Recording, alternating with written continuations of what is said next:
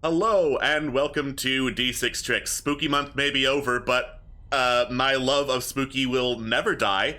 So I was like, what could I do for a stream? Looks at my copy of Van Richten's guide. Ah, that would do it. Let's make a horrible demi-plane of death, despair, and darkness, and let's make my friends doodle while I do it. Hello, everyone. I am Alex, and with me we have Atwas. Hello, I am this ghost. We have Kristen. Hello, I'm the one that doesn't fit in the sheet. And we have Queen. Hello, my hands work too hard for you, Alex. Unfortunate. So yeah, this is going to be kind of like a chill stream discussing how to make a spooky setting, kind of for D&D, since it's specifically about Domains of Dread, which are a Dungeons & Dragons thing, but also just like, in general, how to make a spooky setting and character that's not cliche, and then the vampire turned into a big, scary demon that looked like a bat. Because, wow, that's a twist everyone does. Wow. Alternatively, we may just end up vibing and talking about the Land Before Time 3 quest for the Great Gathering. It's technically on topic from things that occurred in Spooky Month. Technically it is, yes. I mean, it can't be any more off topic than the one Scooby-Doo conversation we had. That was extensive. There was a lot of Scooby-Doo discussions. I mean, there's a lot of Scooby-Doo out in the world. Yeah, there's a lot of Scooby-Doo to discuss. I could discuss it for the whole 3 hours if you wanted to. Let's go. Alright. So, Spooky Demiplane. Spooky Demiplane. Alright, so Old Man Munson is disguised as the Tar Monster. Wow. Wow. So yes, Spooky Demiplane. I'm going through this both for members of our audience who are less familiar, and also for Kristen, who I don't think will be super familiar with how the Domains of Dread work in D&D. I don't know anything. Cool. Alright, so, in the multiverse that is Dungeons & Dragons, there's this, like, collection of a whole bunch of demi-planes known as the Domains of Dread. They're not nice places. Okay. Basically, it's really, really difficult to leave for anything, like, even gods, even demons, anything. Basically, unless you have very specific tokens, you cannot leave a Domain of Dread. Okay. They are, I hesitate to say run by, but like tied to the existence of Darklords within the Domain of Dread, who both are kind of running the individual planes, but also tormented by them. So, like the best like Satan. Kind of, yes. Like Satan in hell. Who's Kind the of, good guy. yes. Like the best example, the most famous one is Strahd von Zarovich in his Domain of Dread, which is Barovia, which is basically Transylvania, but as a parallel dimension. Okay. So basically, he was banished to the Domain of Dread for doing an unforgivably evil act. In his case, slaughtering his family out of jealousy and lust. Like you do. Like you do. So he's got control over Barovia and torments its citizens, but also he can't leave Barovia, and he can't get the one thing he really wants, which is spoilers for a D&D campaign, so cover your ears for the next 10 seconds, the love of his destined wife, Irina. Okay. Yeah, so, basically, TLDR, short version of Domains of Dread is they're horrible horror hellscapes that are run by a Darklord who is the big bad evil person in charge of it, but is also tormented by the Domain of Dread. So we're gonna make a spooky setting based on those conditions. Okay. We got some villainous vampire slouches here, I see, to get in the mood. Well, you What is a man but a miserable pile of secrets? How about you? See, I'm not very good at doing world building shit, but this is a spooky stream, so... This is a spooky stream. So therefore, I'm going to draw Sybil as a vampire, as some sort of hell overlord until otherwise prompted to do something else. Of course, of course. Now, Lucky, I am very good at world building, so I can put a whole bunch of shit together and ramble for years and then force it onto other people. That's how I made my D&D campaigns. Yes. That's Inflict good. lore upon others. Mm-hmm. So, like, the most important things for making a spooky villain and a spooky setting for them would be, what genre of horror are you going for? Because if you're going for, quiet psychological horror, probably Frankenstein is not your best bet for a horror villain. And what ideals do they have? Like, because every villain wants something. Unless it's like the Nothing from the Neverending Story, or the Drought from the Land for Time 3, Quest for the Great Gathering. Because, I mean... yeah. Villains want something, and, like, villains specifically that are being tormented have that particular ideal twisted and warped into their flaw. You know, for kids. Yeah. We love some hubris in this house. Yeah, like, my ideal is love, so I'm going to slaughter my family for the woman I love. Let's do it. Yeah. Exactly. God. God, if only someone cared about me that much. Yeah. Please. How romantic. How romantic. And this is why Stradvan Zarevich has canonically fucked, but is still the king of incels. Yeah. Valid. Yeah. Pardon me, just taking a drink of my Gatorade. It's not AHA sparkling water, but if you'd like to sponsor me, Gatorade, then... Okay, I know but you usually AHA go for the sparkling- athletes, but... If Yeah. AHA sparkling water sponsored you, would you force yourself to like AHA sparkling water? Asking the important question. Force myself to like AHA sparkling water? No. Force myself to drink AHA sparkling water? Yes. If we get sponsored by AHA sparkling water, you can send it to me. I'll Yeah. do all the ads for you. They don't need Is it to the know flavor that or I'm the just, bubbles? like, dropping Tang into my AHA sparkling water.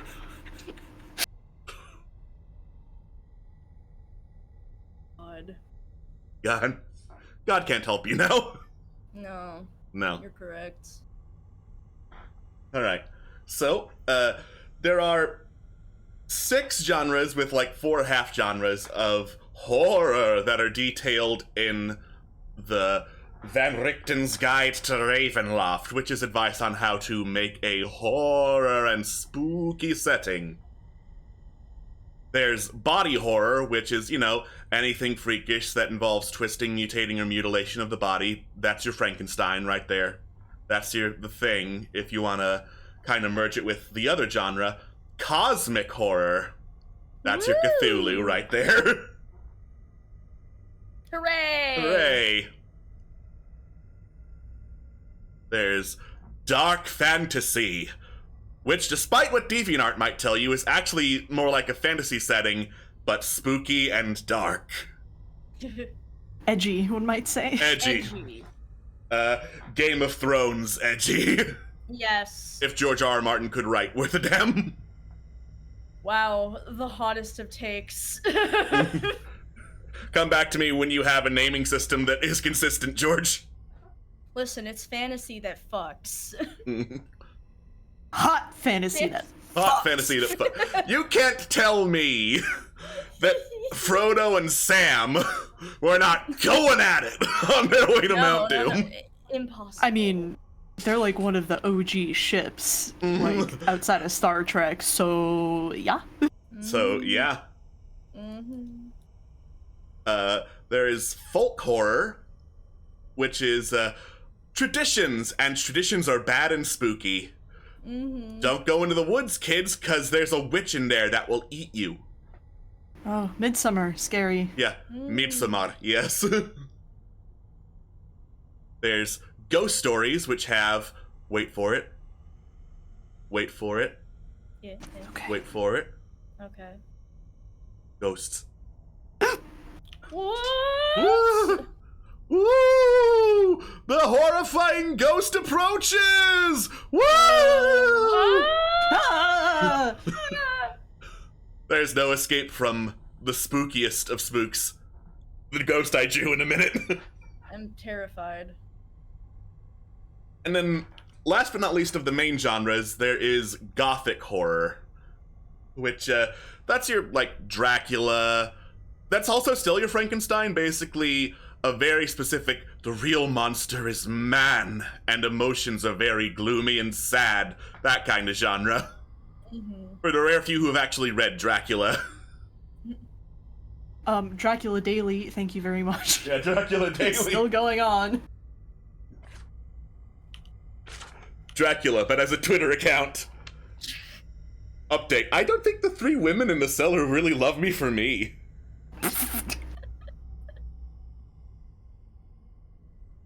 And then the subgenres of horror are disaster horror, which is like zombie apocalypse, end of the world, that sort of thing. Alternatively, does that girl like me or not? Which is a different kind of disaster. Disaster horror. Oh, horror. Horror. Ah, yes. There's occult detective, which is, detectives who specialize in finding the mysteries, and mysteries are ghosts.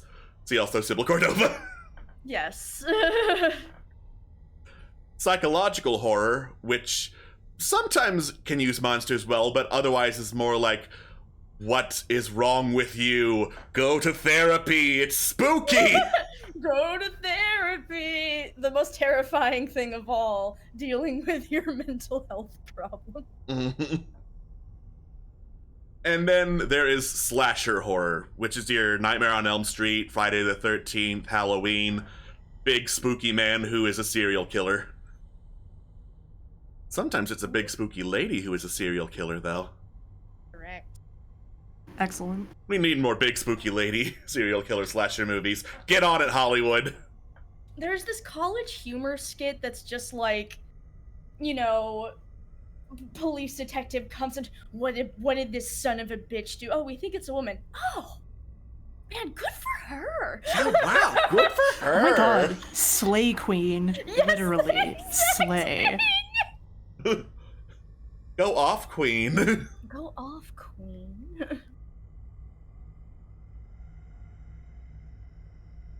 As for desires and ideals, there are a lot. The human spectrum of wants is a lot, but generally I found a list of 10 that are encompassing of basic concepts behind a whole lot of things that can easily be corrupted into villainy. Woo! Yeah. So first and foremost is obviously vengeance. Whoa, I wonder how a quest for revenge can make you do bad things. Who knows? It's a mystery. It can also let you do like 200 damage in a turn, so it's totally worth it. The Darklord is Corellian Velas. They have min-maxed. Min-maxed. Thank you once more for allowing me to be a nuke. Yep. Family. The Darklord is Vin Diesel. He cannot be stopped. Darklord is Vin Diesel. My family. Legend, basically, I'm gonna do something really cool so my name will be remembered forever. Maybe that real cool thing is genocide. Listen, it's important to leave a legacy. As long as it gets in the history book. Yeah, exactly. Yep. Honor. Which, very easy to twist because people do really crappy things and say, no, it's the honorable thing to do. This is the honorable thing to do. You can't stop my honor. It's honorable. Duty.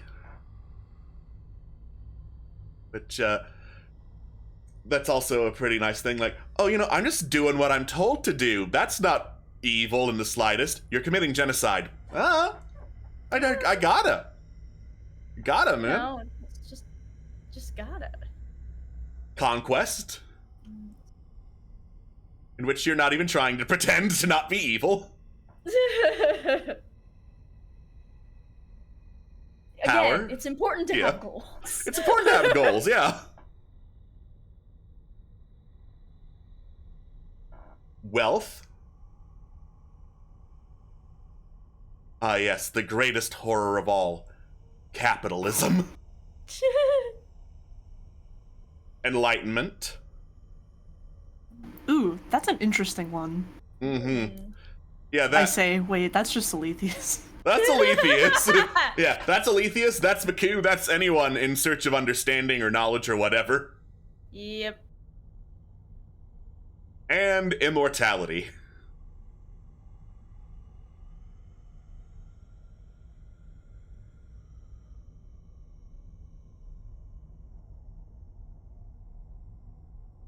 So with these in mind, we can make the ultimate evil Sybil Cordova.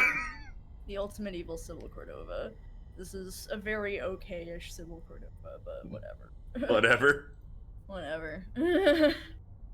It is what it is.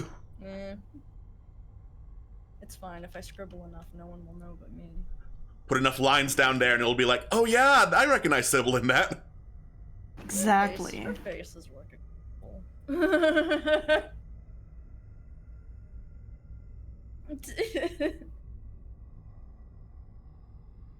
I had to give a different character. You see, I had to give a different character a scary throne because the other one isn't allowed to have a throne anymore. She's No too bad throne at for being you. evil. No throne for you.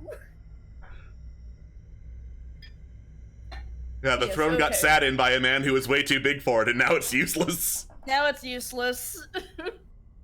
It was already not a very good throne, very poorly constructed. Mm-hmm. But then someone sat in it bisexually, and, well, there it goes. No, then it was ruined. Are you telling me there's a way to sit on a throne that isn't bisexual? That's true. I don't think it's possible to sit on a throne in a completely straight manner. I've seen a couple of poses of people who are very much, strongly anti-gay sitting in thrones, so...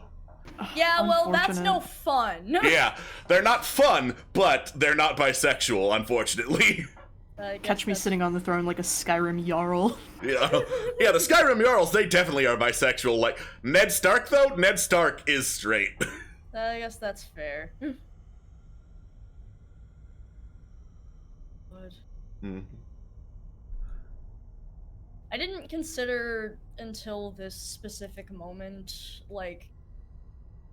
So, you know, it's like, so logically, it's like I'm aware that everything that's ever been made has a fandom, and every fandom has, you know, the ships, and I didn't really, like, deeply consider it until this moment that, like, you know, slash of Ned Stark with his not wife for sure exists, and, like, you know, I knew that, like, conceptually, but I didn't really think about it, like, spiritually until, like, right now, and I just had to verbalize that. I'm like, that exists out there somewhere.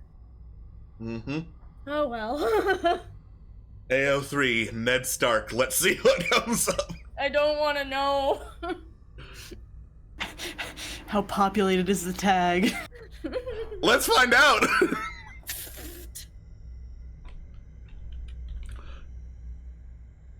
All right. Sir, I understand the terms of service and policy. I'm actually there. Search. Search. Peep. Tags or peep. Okay, tags gets me character. So. Yes. So I'm sure you can just put in Ned Stark. Ned and just Stark. see what comes up. Character alludes to Ned Stark. And Alludes to Ned Stark. Mm-hmm. Mmm. Female Wise. Ned Stark. Nice, Ooh. nice. Nice. Odessa. Yeah. Mentioned Ned Stark. Implied Wow. Ned Stark.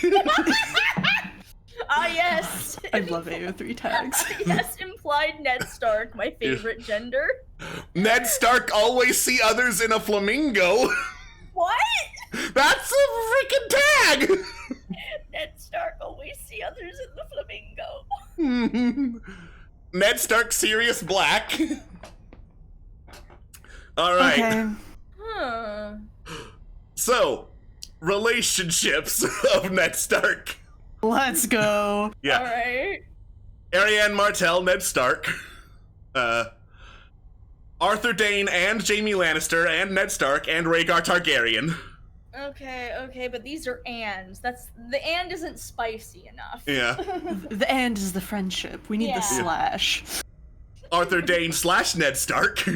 Ah, okay, there we go. Arthur Dayne / Ned Stark / Rhaegar Targaryen.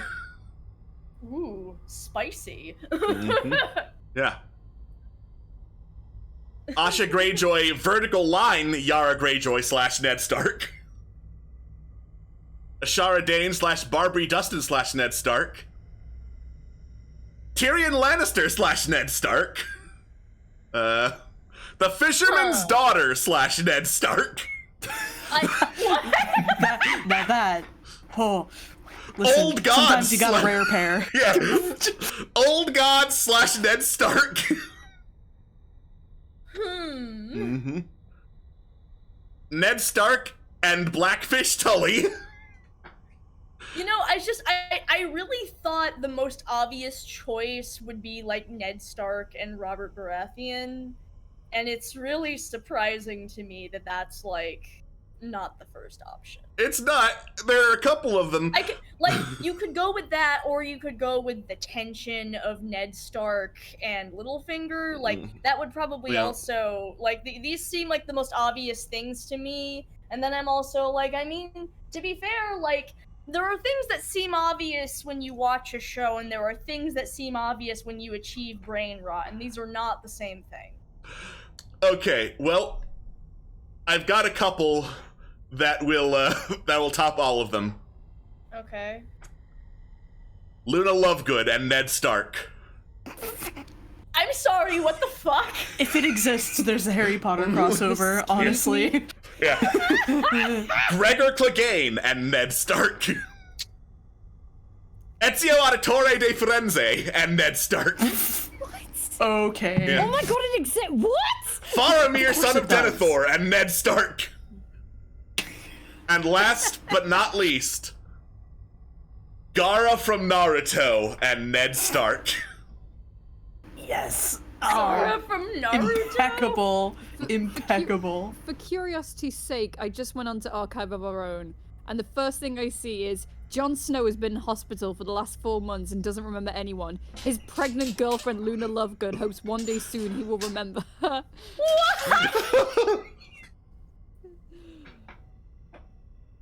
If it exists, there's a Harry Potter crossover. Yep. There was also Kakashi Hitake ex Ned Stark, and I'm assuming that's also Naruto. Yes, it is. Also, Yeah. I really hope it's by the same author. I hope Makes so me very too. happy. But Gaara's just funnier, so that's why I went with Gaara instead of No, Kakashi. Gaara's the funnier option. Oh, absolutely. Wow, we've learned some things. I'm sorry to have taken us to this place.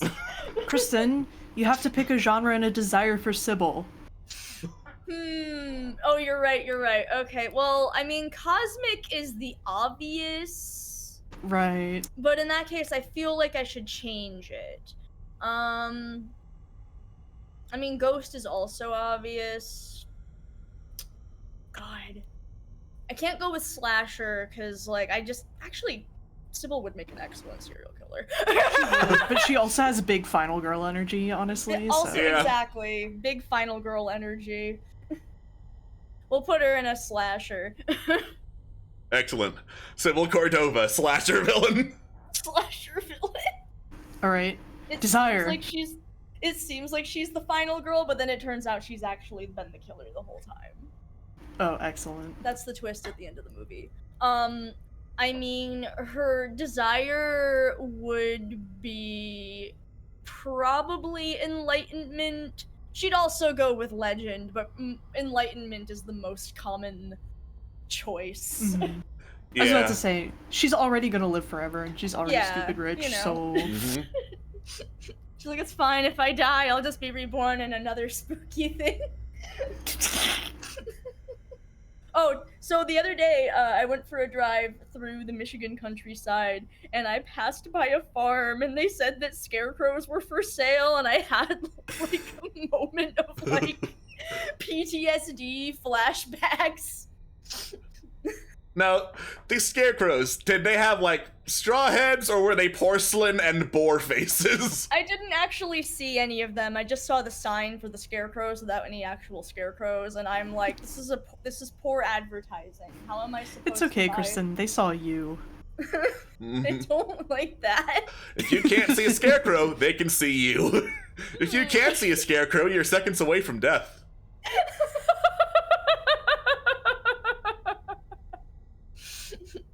Yes, sure. Slasher.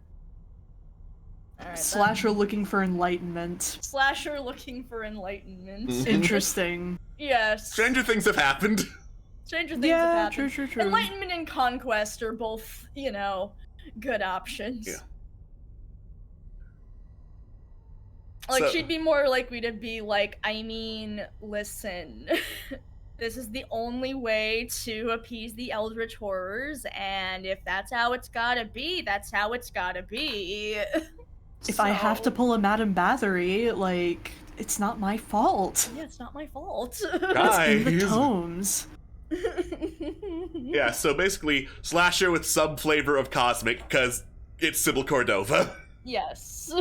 Yes. You can't... Sybil Cordova has some flavor of cosmic at all times. Yep. There we go. Congratulations, we made Darklord Sybil Cordova. Darklord Sybil Cordova. It was only a matter of time. It was only a matter of time. Yeah. So, the Darklord's torment cannot enter a barn. Cannot enter a barn. The only thing that can beat her is Percy Blackwood dragging her back to the farm. Yep.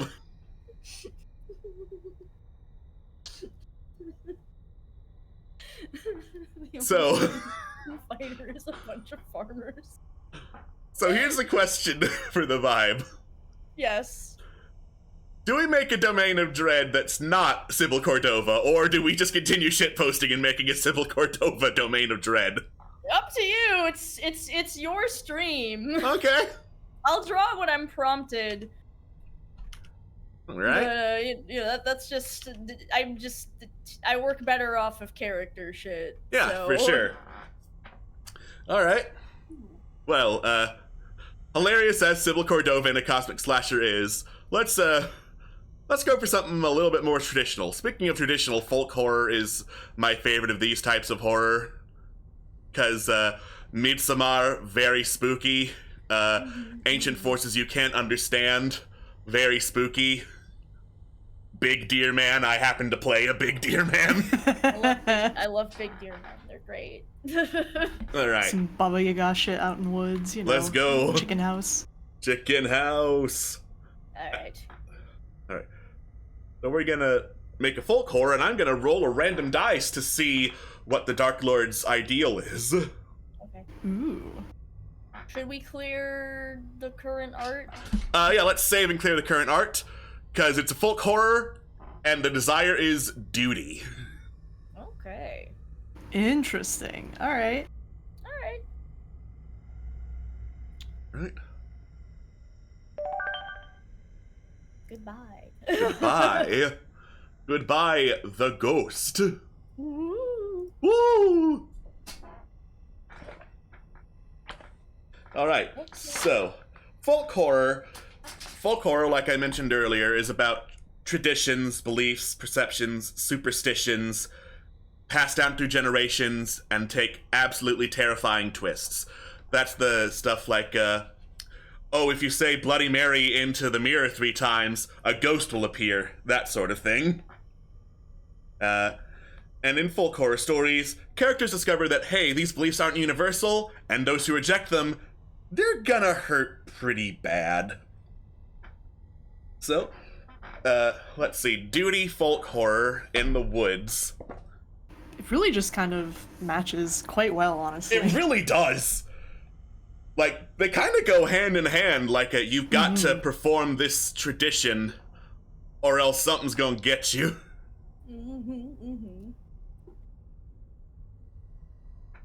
Alright.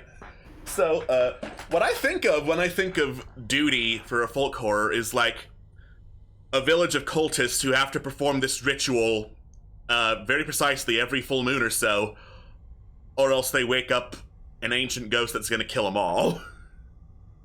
Nice, nice, nice, nice. What kind of ritual begs the question? What kind of ritual?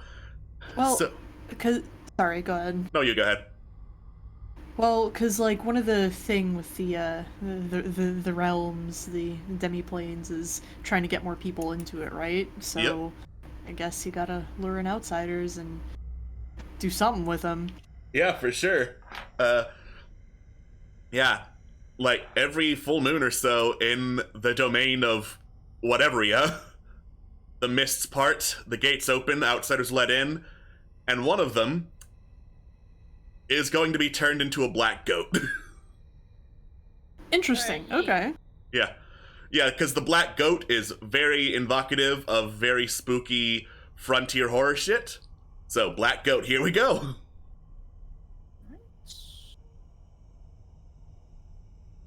Yeah. So I see in chat, do a magic dance, sacrifice a maiden for the harvest sort of thing. And unfortunately, the first thing I thought of was do the Mario. So, I guess they do. Swing your arms from side to side. Yeah. It is time, brothers, that the ritual of the black goat begin. Swing your arms from side to side. Come, let's go. Do the black goat.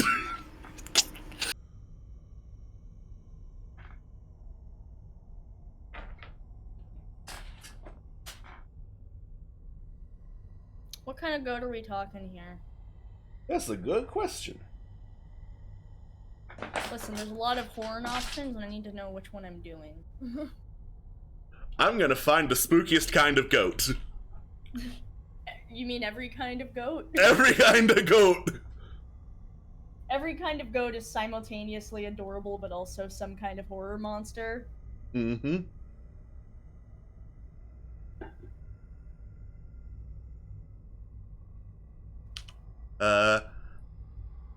Anatolian black goat. I will get a picture in call here shortly. Okay. Oh, lovely. Mm-hmm.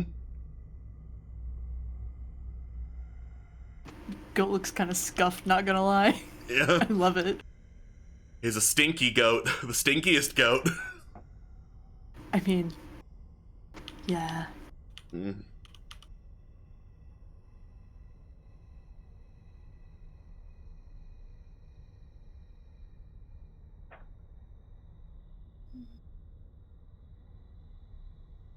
And I'm thinking, like, for the torment of the goat village, it's the spirits of the ancestors being like, you better make goats. You better make goats or else things are going to happen. And the message just keeps getting more muddled, and there's more and more paranoia to get the goat ritual right.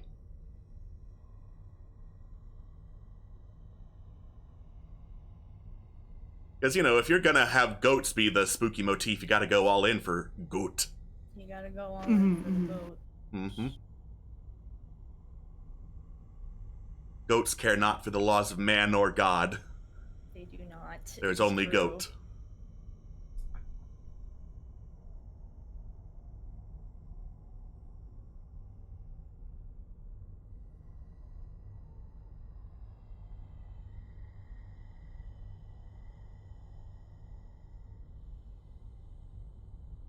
Remember, the goat has to be wearing a Philadelphia Eagles jersey, or we won't win the Super Bowl this year. Also, half the village will die. Nice. It's very important. Mm-hmm. Listen, the goat has to do a triple flip and meow. That's how you know it's a true member of the goat flock. I thought goats were in herds. You question the goat?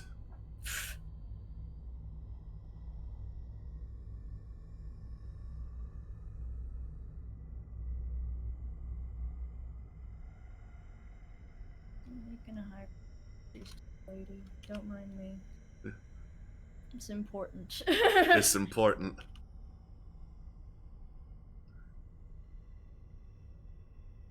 While we're making some goats, another pretty important thing about folk horror is You don't have to know the exact origin of the tradition.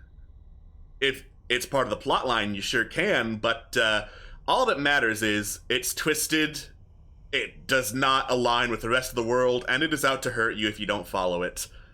'Cause hey, that's what insular communities do, yeah. Yeah. Can't believe they've been doing the ritual wrong the whole time. That's why they have to keep doing it until they Yeah. get it right. Obviously. Obviously. That's just, you know, listen, this is how we've always done it. And one day we'll get it right. Yeah. One of these days we'll finally please the great goat who watches. Yes.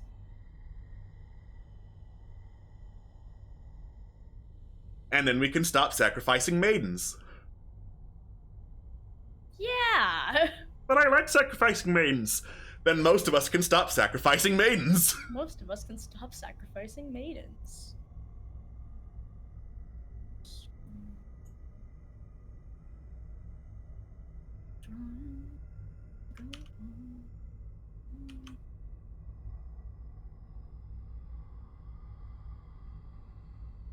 Doop-a-doop-a-doop-doo.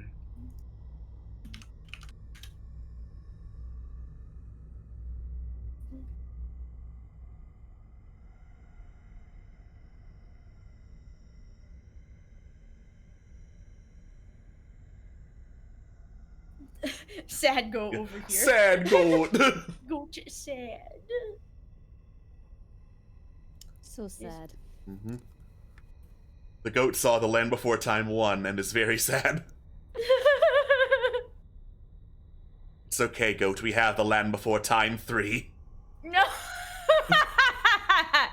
And 4. And 5. And 6. 6. Listen, when you're big, you can do anything you want. Mhm.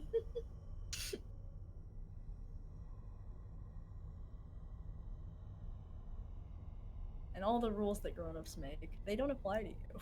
Exactly.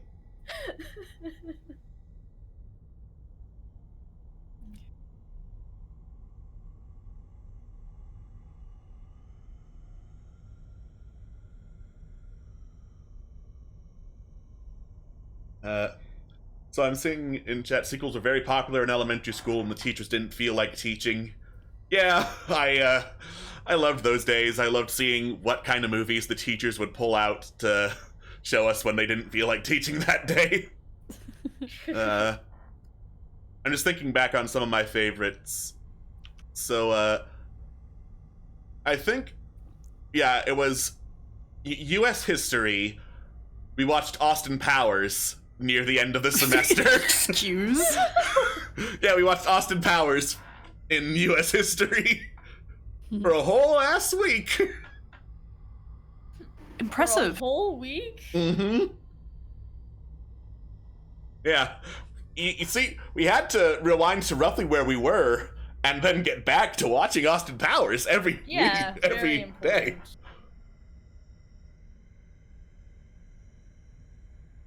Then, economics, we watched Ferris Bueller's Day Off. Sure. Sure. Okay. Which I guess is about the economics of being a douchebag. Sure. Yeah. That's one way to put it. Mm-hmm. Middle school, we, middle school was, we watched Glory, which is actually about a Civil War movie, so it actually did kind of count for U.S. history. And, allegedly, there's a family-friendly version of Glory. Now, what the family-friendly version of Glory removes is heads exploding when people are shot and die in a Civil War. What it does not remove are the 30 uses of the N-word throughout Glory. So a bunch of middle-class to rich white kids were sitting there in U.S. history being like, I'm not sure if this is okay. Not sure if I'm allowed to. Yeah. Well, at least I was sitting there thinking I'm not sure if it's okay. I don't know about the rest of my class since, again, we were in Texas. Yeah. Yeah. And this was in the days when middle school was like, so what they'd like to tell you about the Civil War is it was fought over slavery, but it was actually fought about states' rights. Oh my god. Buddy, friend pal, as your other fellow south of the Mason-Dixon line person. Boy, it sure was, I don't want to say culture shock, but it sure was interesting. Bring my partner to some museums and him being like, wow, they really teach the Civil War completely differently over here, don't they? And I'm like, oh? He's like, yeah, we never did XYZ and it was never the states' rights thing and blah blah blah. And I'm like, wow. Yeah. I really did live in the South, huh? Fuck. Yeah. Mm-hmm. Rip. States' rights to do what? Now Yeah. you listen here! It was about economics. Really. Mm-hmm. The economics of what? It's about our heritage. Heritage of what? Heritage of what? God. I sure met a whole lot of interesting characters in North Carolina, most of whom were acquaintances of my terrible stepfather. Man, sometimes you just end up visiting the home of like a church member of the church that you're kind of forced to go to, and you're just trying to be polite, and you're maybe like 16, and the the man of the house or whatever, he's talking, they're chatting, he rolls up his sleeves, there's a big fucking, he's talking about how he does Civil War reenactments, he rolls up his sleeves, there's a big fucking Confederate flag tattoo on his forearm, you know, sometimes you just experience things like that. Sometimes you go to a flea market and the person selling used books for a book $1 refuses to take your money because it has Lincoln on it. What? This is a thing that happened to me in real life. Oh my god! I believe you. I mean, Yeah. I will say, this was out in, like, the fucking sticks, like, the absolute, like, boonies. This is, like, you know, a fucking 45 minutes out from Charlotte, and you're basically in, like, the equivalent of the country. It's country there. Not just, like, deer and camo country. I'm talking, like, country. But, yeah, no. Sure was a time. I sure did grow up in the South. Mm-hmm. I'm glad that my family, for the majority of my time growing up, was more European than American. Oof. 'Cause Yeah. sheesh. This is all just going over my head. That's good. Good for Good. you. Here in Michigan, we were very proud of the fact that we were the North, but over the past few years, I've noticed a lot of Confederate flags popping up. Oh my god. We are in Michigan. We're in fucking Michigan. You're far north. We're very far north. We're about as far north as you can fucking get. It's our heritage. No, it's not. Well, to be fair, if Fucking you throw a losers. stone in Michigan, you will hit someone who has family in Texas for some reason. I don't know why. Just rural Michigan has a lot of Texas imports, and I don't know why. It's our heritage. Phineas and Ferb lasted longer than your heritage. Yep.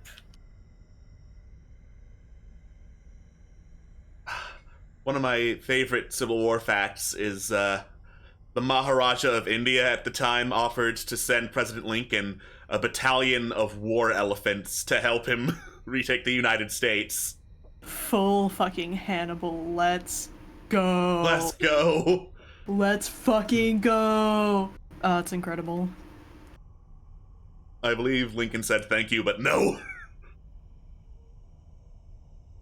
Which is Yeah, the it'd be kind of biggest inconvenient to feed them and etc. and ship them.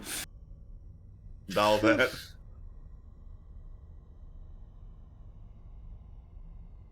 God, we could have had war elephants. Fuck. Could have had war elephants in America. We could have had war elephants in America.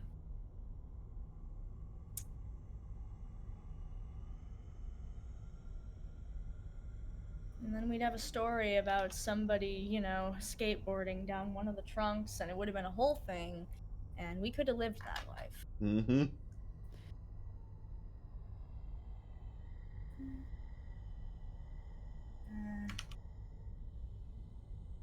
What? What? What? Suddenly, all of my settings just changed on me. Oh no. Love Aggie, I Did you accidentally select another tool? Kind of looked like you were Um, on pencil for a second. Yeah, I think it did that. Why? You wanted to use... Your girl, dear princess, looks like she's just eaten a whole chocolate cake.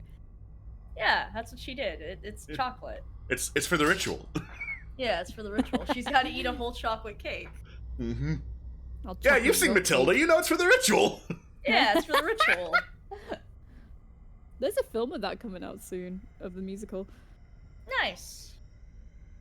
I was about to say, a film of Matilda about to come out? Ah, yes. I can't wait to see the film Matilda when it finally comes out. I hear they're also making a film of Willy Wonka and the Chocolate Factory. Whoa! God. No, it's just the musical.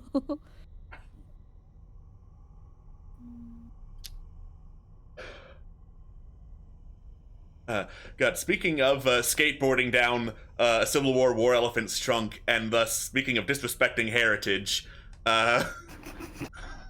so in Austin, there's a museum called the Bob Bullock Museum, which is basically this big collection of artifacts from settling and history of Texas as a state. And in there is the Texas Statue of Liberty, which is a real thing. It's a smaller statue than the one in New York, but it's basically, hey, this is to celebrate Texas getting independence from Mexico. Now, when we went there on a school field trip, I had this friend named Jesse. And Jesse had what I'm pretty sure was undiagnosed ADHD. Okay. So echoing through the halls of the Bob Bullock Museum for at least 5 minutes were the immortal words, Jesse! Jesse! Get off the Statue of Liberty, Jesse! Jesse, get off the Statue of Liberty. I think he eventually did, but then he found something else to climb. Get off the giant letter E, Jesse! Because there were You know giant what? letters that spelled Texas in one room that was, for whatever reason, dedicated to the Galveston hurricane.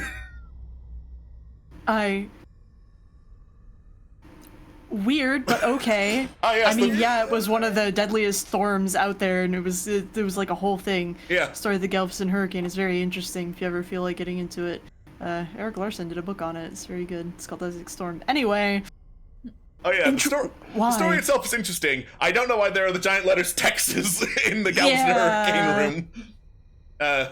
And then speaking of which, there's Ripley's Believe It or Not in San Antonio, which, if you don't know Ripley's Believe It or Not, it's basically, I can make up whatever shit I want, and you can believe it or not. I get paid either way, asshole. Yeah. And in this exhibit of Ripley's Believe It or Not, they advertised, enter this room and you'll feel what it was like to be in the middle of the Galveston hurricane. So you go in the room, it's dark, it's like a twisty linear path, so not even a maze. So like a breeze. I would say the fans there are at old guy with a straw level of wind. Woo! Like intermittently too. Wow. It sounds how that sounds like exciting. weaker than the fucking hurricane booths that were at malls sometimes. Yeah, You guys it have was. those? I had a hurricane booth, yeah. Oh, I've never heard of a hurricane booth. They're fucking weird. It's all like you step in a tiny little like phone booth size thing and you close the door and quote unquote hurricane winds, something or the other. Oh yeah. Some of them, yeah. Some of them were weird, and they would like blow in like dollar bills, and if you caught them, you could keep them. But they were blowing around. It is a whole thing. Malls are weird. Malls are fucking bizarre. Malls are fucking bizarre. That's true. Malls are incredibly strange.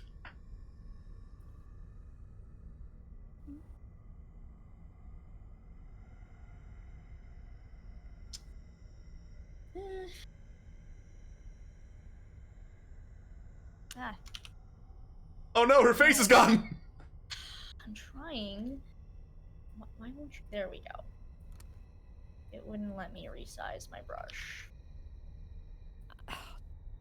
Dear dude in the middle just looks like, now, let's discuss. Now let's discuss. Let's discuss.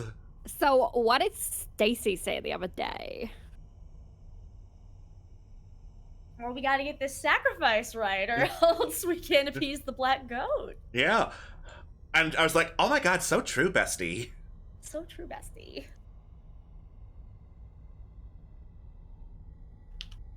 Me uttering the phrase "so true, bestie" out in public and having people look at me like, what the Yes, good. fuck? Infected. I am thoroughly infected. Mm-hmm. Good. Let the bestie flow through you. Wait. Chat. I'm curious. What is a fake shooting range? What? Is it like laser tag? Is it like... is it like carnival game? Is it like... Yeah, like what separates fake shooting range from regular shooting range? Yeah. Asking for a friend, the friend is me. I'm very curious. Oh man.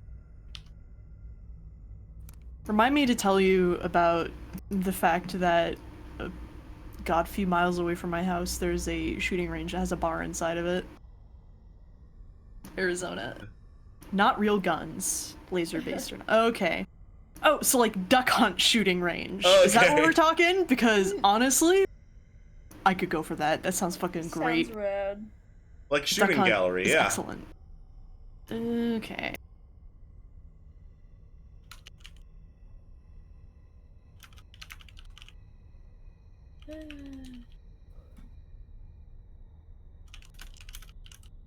God. I think this is about as far as I'm gonna get with hyperkiss. Alrighty. Like, it's good enough. Yeah. We got a lovely cult lady. She's lovely. Nice. We got some goats. We got some screaming. Spooky goats. Spooky goats. Yeah. Spooky goats to go with a spooky ghost! Ah! Ah! Ah! Ah! Ah! Oh no. Oh, no. Alex. What? You're very excited about this ghost. He's very spooky. I'm scared. Spooky. Cat. Mm-hmm. We should get like Azrael in here. Evil Azrael. You're so right. I don't know how to try. I think I can maybe manage to draw Azrael, from memory without any references. Let's go. Let's go. Oh, he doesn't have horns. Okay, that makes it easier. He's just an actual fetus. He's a babby goat. You're a bappy goat. No, I'm not. I'm almost 30. Very pointedly not a babby goat.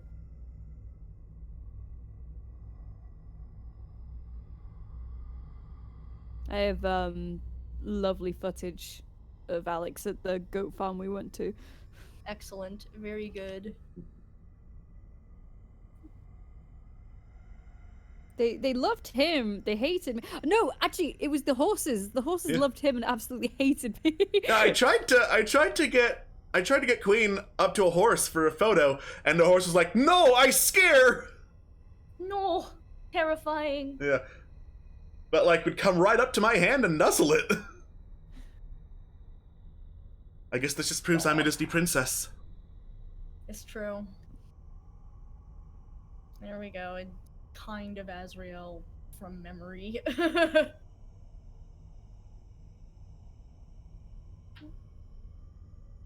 You did. I did. He's so sad. It's so sad.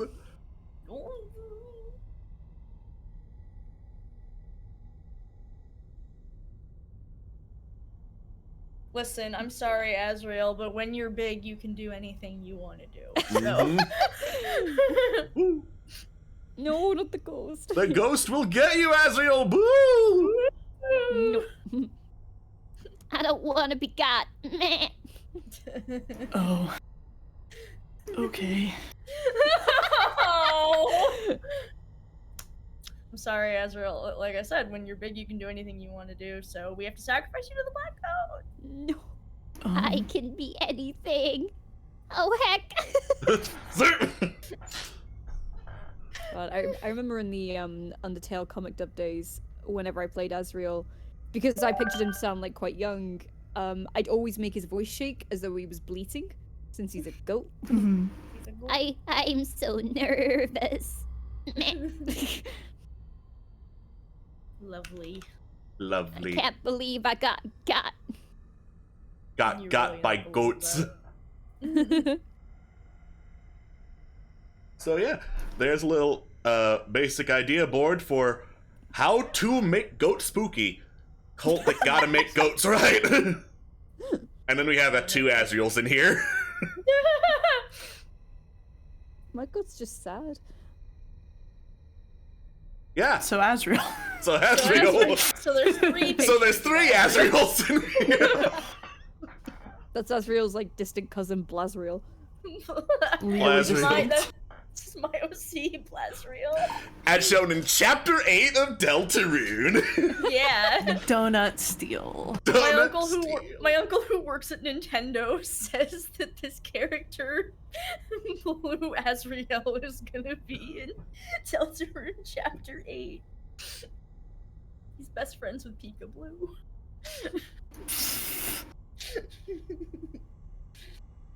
Okay. I think this Yeah. is. I think this is good. It's all saved, so Cool, we cool. can destroy it. Throw it into the fires of Mount Doom. Ah!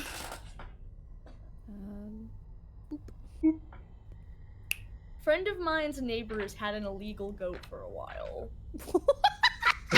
Nice. Nice. Illegal goats. Stick it to the man. A dangerous Get that lawn mowed. illegal goat. Ugh. Okay, now what? Now, well, in honor of Sybil Cordova, why don't we try out some cosmic horror? Oh boy!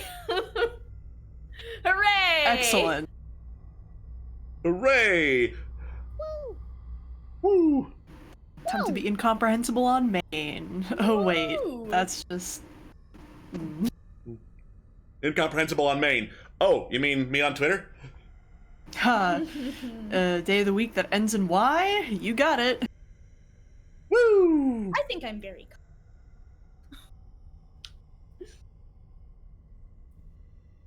Keep telling yourself that.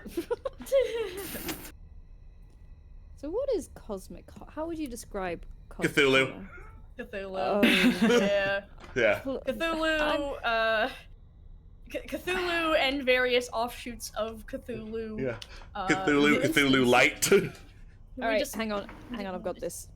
We The idea that there's things beyond your comprehension that you literally cannot understand, Yep. that care Yeah. little about you, that care next to Beautiful. nothing about you. You are nothing but a fragment of an ant under their scrutiny.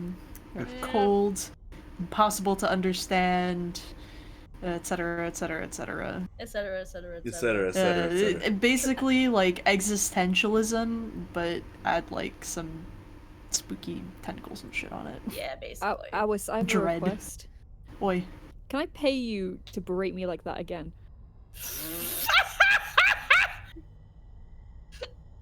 We'll talk later.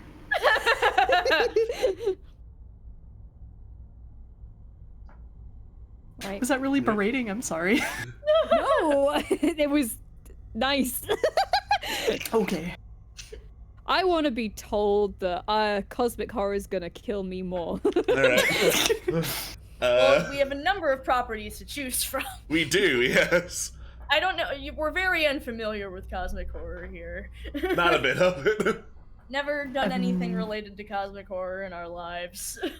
I've never read an H.P. Lovecraft story in my life. Not once. I actually Not haven't read a once. single Lovecraft thing in my life. I've read poems because I did a reading of a poem as a kid, but none of the stories. Yeah. I know about them through sheer cultural osmosis alone. Yep. Like, I love me some Eldritch shit, but very specifically, it's like... well, first of all, Lovecraft was a guy. He did things. He was a fellow. It sure sounded like it was fucking miserable to be him all the time, so loud. constantly, which Yeah. explains why he was the way he was and why he was so fucking terrible. Yep. Sure did love his cat. Yes, Lovecraft is... I think Lovecraft is like the epitome of a problematic fave, all things considered. Lovecraft is Like the problematic the fave. ultimate. Alright. So, back in my old role-playing days, I had a couple of cosmic horrors that were like overarching villains. And one of my favorites was the Lord of Doors. Which you're like, oh, that doesn't sound so bad. Every opening, every single threshold, doors, windows, etc., could be a portal to his domain. Anytime you open up a door, you could transcend space and time and see horrible nightmares beyond your wildest imagination. And all you have to do is open the door and let him in. How pleasant. Hell yeah. Oh yeah. So the Domain of Dread's like, oh, I think I found a way out of the domains. No, you haven't. You're in you're in the Lord of Doors realm. You will go everywhere and nowhere. Welcome to hell.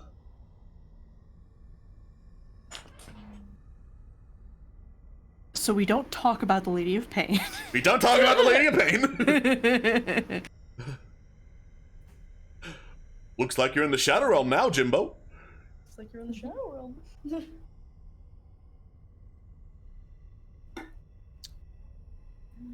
I know it's not really cosmic horror, but I'm drawing Mr. now Boarhead Benjamin Blake. Yes, I was actually thinking about asking you to do that.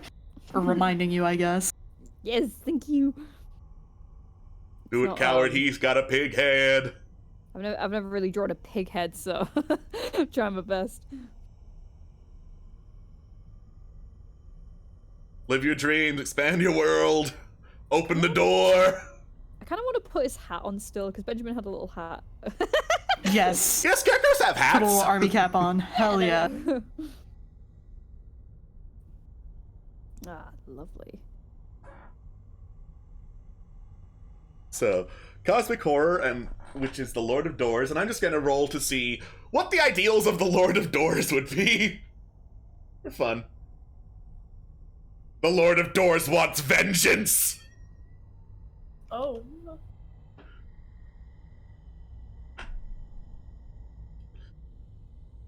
I'm not sure what, I will think of what, but for right now the phrase the Lord of Doors wants vengeance is just so hilarious to me. Sounds it. Mm-hmm. The jerk left the door open and let all the AC out. Revenge. Okay, but H.P. Lovecraft was terrified of air conditioning. Oh my god.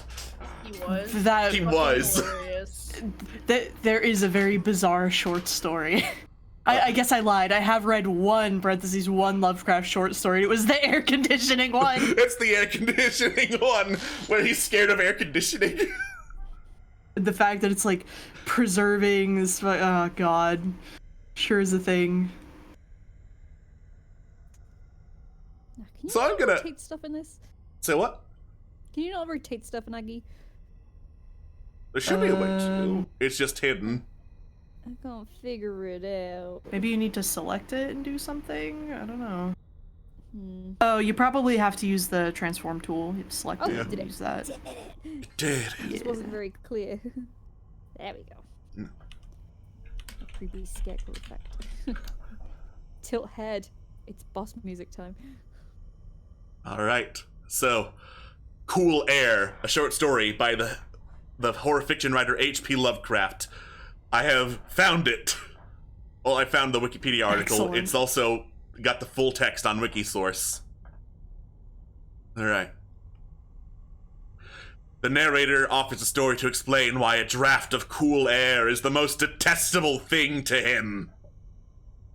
His tale begins in the spring of 1923, when he was looking for housing in New York City. He finally settles in a converted brownstone on West 14th Street. Investigating a chemical leak from the floor above, he discovers that the inhabitant directly overhead is a strange, old, and reclusive physician. One day, the narrator suffers a heart attack, and remembering that a doctor lives overhead, he climbs the stairs and meets Dr. Munoz for the first time. The doctor demonstrates supreme medical skill and saves the narrator with a combination of medications. The fascinated narrator returns regularly to sit and learn from the doctor. As their talks continue, it becomes increasingly evident that the doctor has an obsession with defying death through all available means. The doctor's room is kept at approximately 56 degrees Fahrenheit,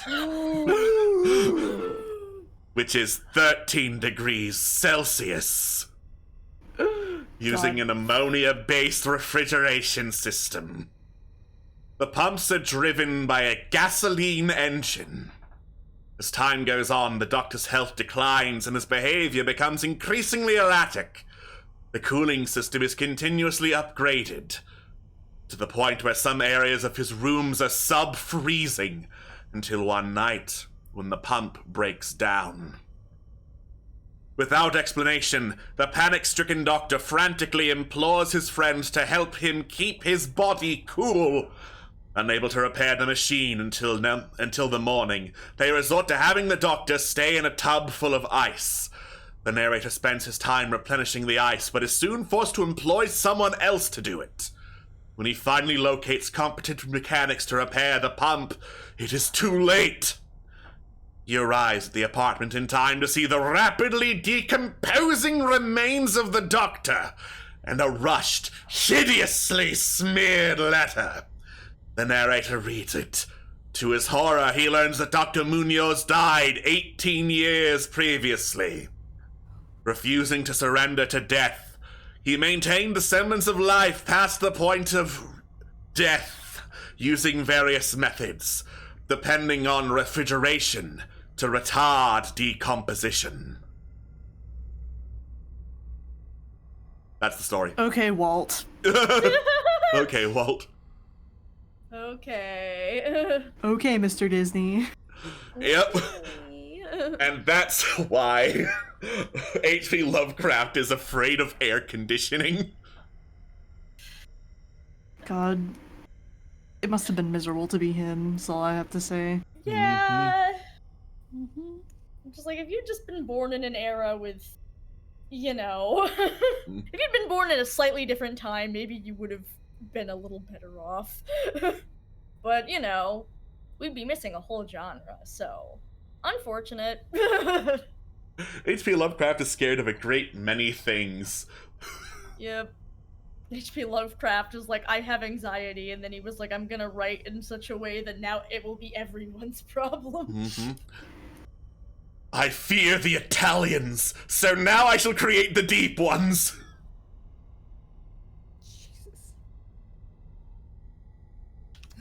Yeah, H.P. Lovecraft, very problematic, made the deep ones, which are a blend of human and fish, because he discovered that in his DNA, in his ancestry, he was partly Italian. Terrifying.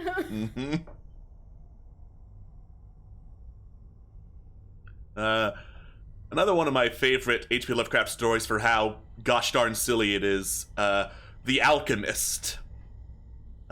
So, a sorcerer cursed the ancestor of the main character to have every male member of his family die when they reach the age of 27. So the narrator sets out to find out what's causing this curse and can I break it?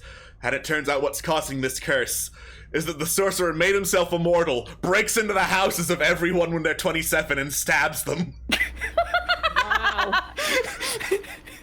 It's the fucking best shit. And then the sorcerer's name is Charles Le Sorcier. Le Sorcier! Le Sorcier. Amazing. So his family's just being stalked by a man named Chuck the Wizard. Chuck the Wizard. Charles Le Sorcier sounds like Gila Kato's like less successful cousin. God, imagine if instead everything about D&D was the same, but that character's name was Chuck the Wizard. The very serious character, Chuck the Wizard. Chuck the Wizard. Here's the thing, it's not that, that reality doesn't seem that far off because, like, you know, we had characters with names like Murder God and the character Dr. McGillicuddy, who started off as a joke and then was actually incredibly tragic. And then So there's Chuck the Wizard, not that far off, actually. Yeah. And there's Chuck the Wizard, who would be one of the cruelest human characters in the series, and his name would be But- Chuck the Wizard. Listen, tragically, we started out with our characters having joke names, and then everyone else got to choose normal last names, and Alex and I were just sitting here like, Well, Well. I guess I'm committed. I'm committed to 4 years of this. Oh no. Holy shit, did your dad actually know a guy named Dr. McGillicuddy? Amazing.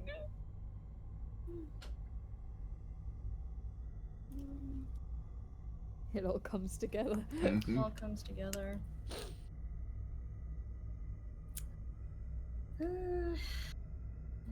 So I'm going back to trying to think about what would make the Lord of Doors seek vengeance.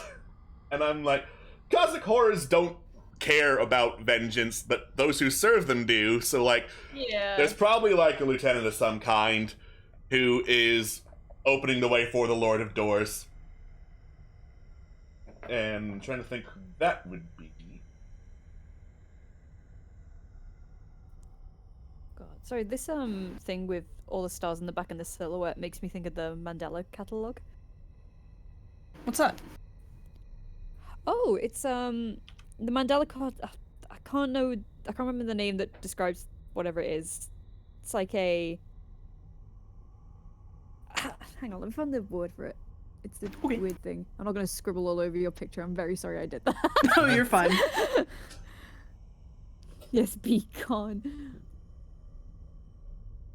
Oh, it's what's it called? Analog horror.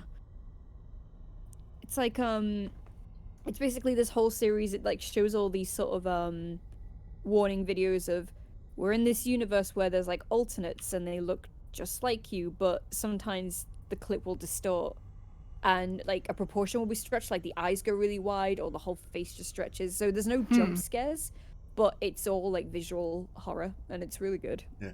And then it shows messages like, Dave is in the garage.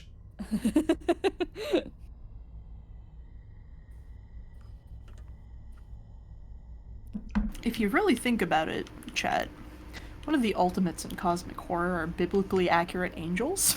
Yep. True. They are, in fact, some of the first cosmic horrors. Yep. Be not afraid.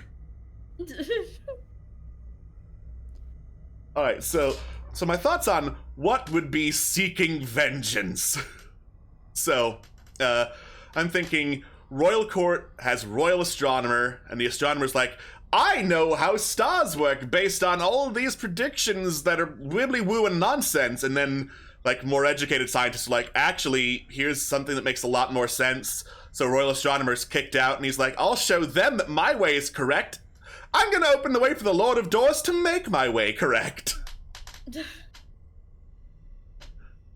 And thus the Lord of Doors wants vengeance. Wow. That's pretty damn effective. Mm-hmm. Listen, why'd you have to mess it up for him? Yeah. Actually, Why'd you I fuck with I him? found out the other day that the Mandela Catalog started by the person who made it found, you know, those like really old kids Bible stories that they'd show in school, like on a VHS. It's like the really old Yes, cartoons that yes. they'd show. It's like Yeah. basically he found this cartoon, and like it was all really goofy, but then whenever the angel would show up on the screen, it would be like a sort of weird painting of an angel. So he just got this clip and then put creepy voices over the angel and just kept distorting its face and called it like the shepherd, who's like this new evil god or something. And that was it kind of got mixed reactions because the stretching of the face looked really goofy after a while. Mm-hmm. Dave is in the garage. Your mum's in the garage. No, she's not. She is, because Yep. I just found her there. The garage is right next door. I can check.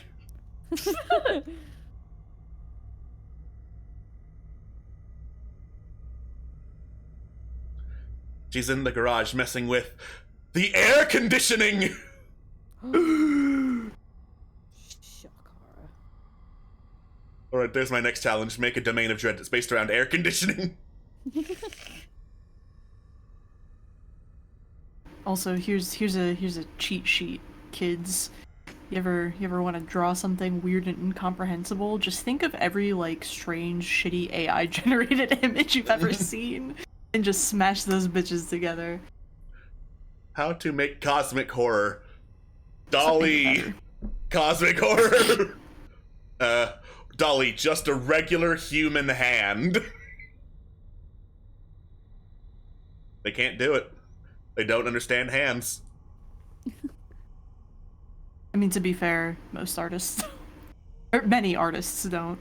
Many artists don't. Mm-hmm.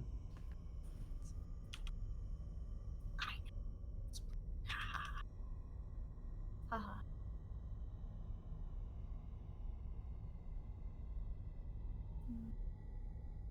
Unfortunately, I don't know how to make art, so Yeah. What is art even? God mood. I know how to draw hands, but that doesn't matter.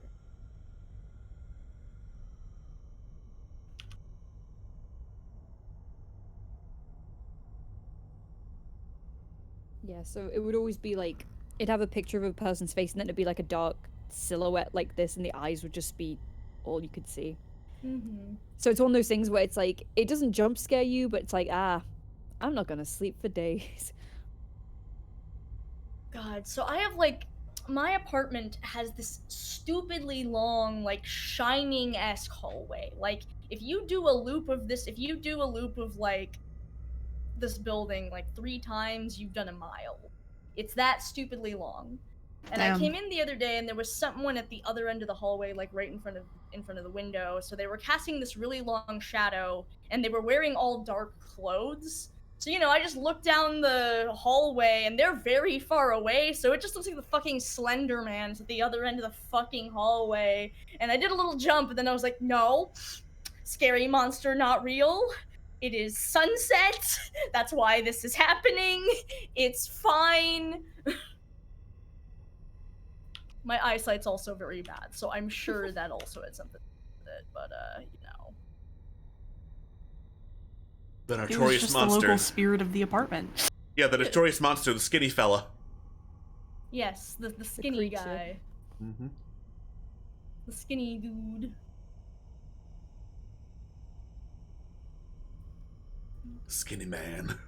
I saw this this video about viral horror games the other day that did like a great takedown of the rise and fall of Slender Man in terms of Slender Man in video games and just in general. Oh my god. Mhm. And basically it was oversaturation to the point of destroying what made the original Slender Man picture so scary. And in fact, realizing with hindsight that the original Slender game kinda sucks ass. Rip. Kinda. Kinda. Hmm. A little bit. I have opinions. It's kinda stinky. Kinda stinky.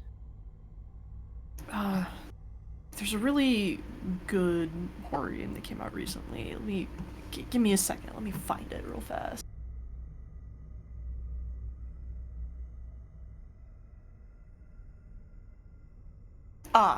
if you want a horror game, Iron Lung came out this year, and it is Iron Lung. dreadful. Oh yeah. It's like $6 on Steam, and it's horrifying. Yeah, Would you- recommend. You're in a ramshackle quote-unquote submarine in an ocean of blood. You can't see, and you have to take pictures of what's down there, and there's something down there with you. It's real spoopy. That just immediately made me think of I only know this because Game Grumps played it. It's called Tungulus. Tungulus? Tungulus? Like Tungulus. tongue? Is it? Yeah, As in it's the body this, part? Yes, it's like I believe it's this weird like creature that like tries and attacks you with its tongue. And it's clearly somebody's like little passion project, but it's so bad. Oh. The whole thing, like the whole context of the story is explained through scrolling text, which I think explains everything. Mm.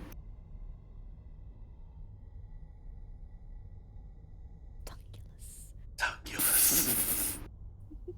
Ooh. Another really good horror game. Faith, which is like Faith, yes, oh my god. Faith is so Mortis. Faith is really good. It's styled after like fucking Atari 8-bit games, and it's excellent. And boy howdy, when you see that rotoscoping for the first time, huh? This is good shit. Yeah. Would recommend. That one's also, it's like $15 for like three chapters, which is the whole story. This is good stuff. Yeah, one dream of mine would be, for making Domains of Dread, would be to make one that's kind of based on faith. The problem Yeah. is, demons and devils can't get out of Domains of Dread either.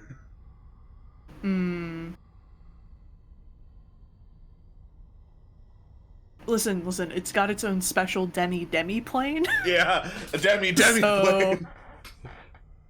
This is the demon hangout zone, where demons hang out. Woo! The dang out zone. Dang out zone, I'll tell you what.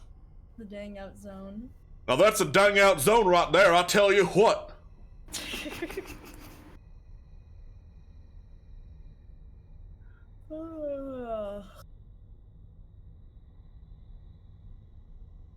God.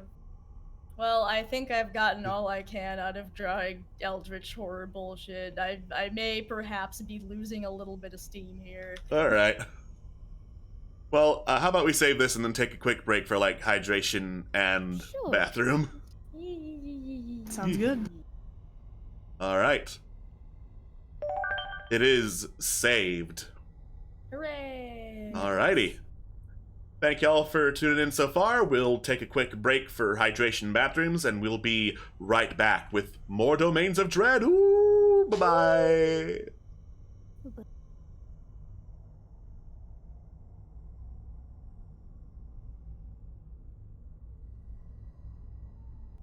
And welcome back to D6 Tricks. As you can see, we've been hard at work. Mm-hmm. Work. Very, very serious work. Mm-hmm. This is very serious work for a very serious stream. Yes. Very, very serious. Yeah, the Domains of Dread are dark and unwelcoming, and definitely don't involve discussions of The Land Before Time 3, Quest for the Great Gathering. Listen, Yeah. Quest for the Great Gathering? I don't think that's the title. I forgot what the title is. The time of great giving, you plebeian. Yeah, that's what I said. Excuse me, princess. Listen, when you're big, you can do anything you want to do. I am over 6 foot tall. Well, then you We should know, this. Alex. Why don't you know this? Are you even really 6 feet tall? I don't We know, get it, Kristen. Alex. Are You you can even reach really the a top child? of the fridge. I'm not a child! I don't Could have fooled know. me with that reaction. Sounds exactly what a child would say. I am old. I am in my 30s. I am supposed to take off my shoes at the airport. Fuck. I was literally about to say it, but the TSA don't want you to take off your shoes at the airport. People 12 and under do not have to take off their shoes. I'm telling you, Kristen, you just take the dubs when you get them. Just fucking take them. If you don't have pre-check, you take that dub and you do not take off your shoes. So help me. I had already taken off my shoes. No. Think about it this way for the next time you fly. It's really it's an act of altruism because you not taking off your shoes makes the line move faster for everyone else too. You're so right. So Shit. really, it's just pro-social behavior on your part. So you should not take your shoes off the next time you go through TSA. You know, you make a really good point. I don't know. I'm not usually confused for a 12-year-old. Like that's low even for me. Usually I get like 16. Oh, I was gonna say 14, but okay, yeah, 16, I guess. Well, the last time I did a guess your age thing at an amusement park, they assumed 16. So I look like I'm 16 now, maybe. God. I used to have the opposite problem with the guess your age things. People would always guess that I was older. God, I will never forget Voidcation. I went there and it was like me, Split, Steel, and then, you know, my roommate Steve. So we walk up and this woman looks at us and I say, I would like to play the guess your age game, and she just looks me dead in the eyes and she's like, this is a trap and I don't know which way. So first, she guessed that I was 16, and then Split came up and she was completely wrong with him as well. And she just turns to Steve and Steel like, are you also gonna go? Are you about to tell me that one of you is in your 60s? And we're like, no, 2 plush toys for Kristen is enough. I'm sorry, the Void siblings are just bait. Yeah, Bait. it's bait. Listen, it's my favorite game because I pay $2 and then I just get a plush toy. Exactly. Woohoo! God. Bait. This is bait. Bait. This is bait and I don't know which way. Great bait, mate. I rate 8 out of 8. Just show my age on the internet. Yep. God. I don't know, I got mammed at the grocery store a week or so ago, so, you know, maybe I look like an adult now. I can't believe it. You're finally 18. I did it! Kristen, I'm sorry. Looking at your little crow friend, I can't help but think of. I sent you a picture of a fucking. It was like a bird sheath for a dagger, or something Yes, like that. I remember yes, this. that's what I'm thinking of. That's all I can think of for some fucking reason. I mean, Why? Because it's good. Let your it was- raven or crow, let your corvid carry a fucking sharp implement. Okay. Exactly. Listen, it's a dangerous world out there. They should be prepared. I support the right to arm crows. Yeah. But only crows. Only crows. It's a shame crows don't have arms. Well, that's why we're arming the crows. So true, bestie. So true, bestie.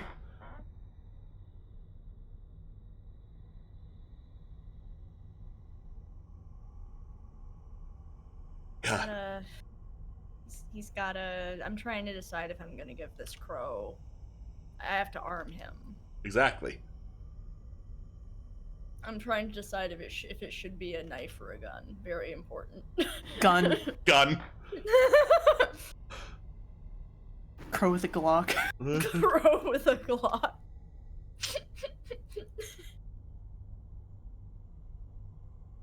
Pointing it sideways, which, you know, is a kill shot, but is also the only way he can hold it. So don't worry about how he fires it. Don't worry. As we all know, the way you hold a gun adjusts how lethal the shot is. Yes. Correct. Kill shot. I mean, that's a kill shot. okay, you joke, but like, technically that's what aiming is. I mean, I guess Yeah. that's true.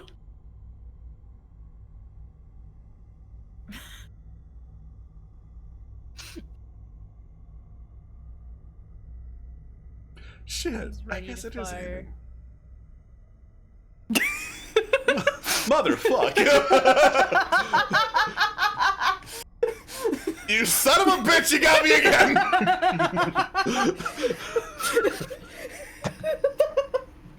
I'm sorry, just something about the delay. What you did this. Fucking A. The slow dawning realization.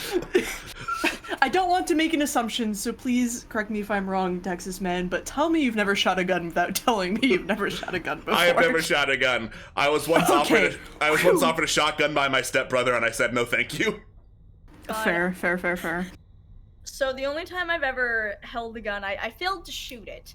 I was visiting a friend and we were at like a family function, and we live out in rural towns, so everyone was out back, shooting targets. And so they hand me this it's like I want to try. Okay, Kristen, here you go. So they hand me this teeny little handgun, and it's quite heavy for me, and I was too weak to pull the trigger. So Oh no. Well, first off, you don't pull, you squeeze, but like, I okay. couldn't do it. I tried really hard. It wouldn't work. They were like, oh my god. They just take from me, okay, if you can't even successfully pull the trigger on this thing, the recoil will kill you. So you'll Yeah, just that's how you get die. smashed in the face. Mhm. God. And that's the only Man. time I've held a gun. So, my mother was on a marksmanship team in high school in the Soviet Union, and she taught me how to shoot rifles. So, I don't know, it's fun.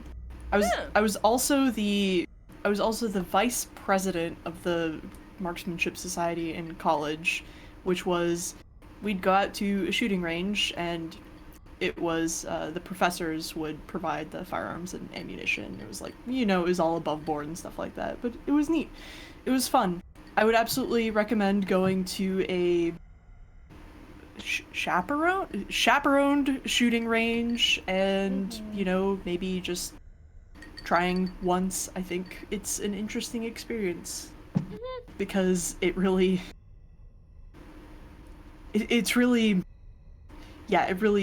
shows you what guns are capable of. We'll just say that. But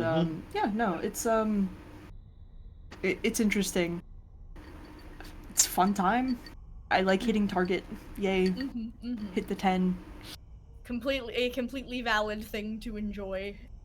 Hit target is fun. I got point. So anyway, chat, did I tell you about the fact that a few miles away from my house there's a shooting range with a bar inside of it? Arizona, baby! Arizona! It's on a different floor, and they, check you, but it's still highly amusing to me, because what the fuck? Yeah, it's a little suspect. Mm-hmm. It's fine. I'm sure it's fine. I love that gun. Thank you. It's beautiful and perfect, and you can tell it's a gun, and I think that's about all you can say about it. Yep. I mean this in the most amusing way possible. Mm-hmm. It's got the vibe of holding an inhaler as a gun. A la Jordan. I was gonna say, so the Beast and Alan. Yeah. Excellent. Oh man. God, so there's the bit in DMP where the second time where Christine Forks has a gun and is told to shoot the gun, and Bro went to do an illustration and Bro was really struggling, and I was like, do you have a reference? And Bro said no. So I grabbed my inhaler, and so there's a very stupid shot of me holding my inhaler like a Yes. It looks very dumb. Hey, we all do what we can in terms of reference. There's a reference picture of me as Aletheus out there where I fucking took eyeliner and drew an eye on my chest. You did, yes. So, You did, yes. just for you, babe. Wink. Thank you so much. Literally, just for you. Just for me. also because Alethea was supposed to be giving Murder God a side, I was like, how tall is Murder God? And she's about as tall as my office chair. She's about as tall as my office chair, literally. I measured it and everything. I was like, damn, okay, Damn. let's go. Let's go. This picture of you just like, consolingly puts Arm around office chair back. God. I treasure these images, but they're Excellent. very important to me. They sound powerful. They're very powerful. Listen, there's a very specific energy when it comes to, like, taking stupid reference photos. There's a couple, I took for DMP around, like, when I bleached my hair, and, like, my haircut at that time, combined with the bleached haircut, combined with the shirt I was wearing, I was like, I looked like a lost, like, Paul sibling as I'm sitting here trying to do these stupid poses. Oh no. I'm like, oh no. And that's it. That's my whole camera roll. You go through my camera roll and it's just really stupid pictures of me for reference. Good, perfect, excellent. I mean, same. Like, the webcam section of my files is just me doing reference shots. Yep. Listen, webcams are that's what webcams are for, really. Not for anything Honestly. else. Yeah, listen, you can set them on a timer, so that's just how it is. I've taken plenty of dumb shots with my webcam. I also have a standing desk that like adjusts, so it's an adjustable tripod technically. Hey. Woohoo! God, what a time! What a time. I feel like we've learned a lot today. We really have. This is clearly the domain of dread with crows with guns as the Dark Lord. I won't hesitate. Just when you think you are safe. I guess to be fair, if there's any creature on Earth who I think could figure out how to use a gun, crows are kind of up there. I mean, they are called murders for a reason. Yep. And just no matter what kind of gun the crows have, it always sounds like a shotgun when they're ready to fire. Absolutely. Absolutely. Yeah. Delightful. Speaking of domains of dread, though. Yes. Oh yeah, Domains of Dread. Oh yeah, we were allegedly gonna talk about those and doodle some of those. Allegedly. Allegedly, yes. Allegedly. Alright. Time to nuke this. Time to nuke this very important image. Alright, goodbye, this image. Woo! Out of what, bitch? Alright. So I did some random rolling for ideas for Domains of Dread, and it landed on dark fantasy, slasher, and family. So... Family? Yeah, family for slasher. Then I'm like, okay, that's weird. But it made me think of the Texas Chainsaw Massacre, like a whole clan full of slashers. And then that made me think, okay, clans like the Hatfields and the McCoys, and that's when I thought, the Dark Lord is two warring clans of half-dragons that keep trying to kill each other. Let's fucking go. One side chromatic, one side metallic? Question Yes. mark? Mhm. Yeah! Let's go. Yeet. Fuck it. Let's ride. God. Which ones This are the is gonna good be a guys? very- They're not. They're not. They're all terrible. War is hell. Anyway. Mm-hmm. Yeah. Oh, that's the little family feud, one says, burning down an entire village. You know.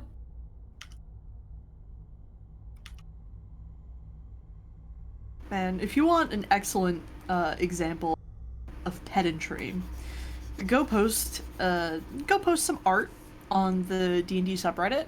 and say that it's a dragonborn, but add a tail, and inevitably you will get at least 5 people being like, excuse me.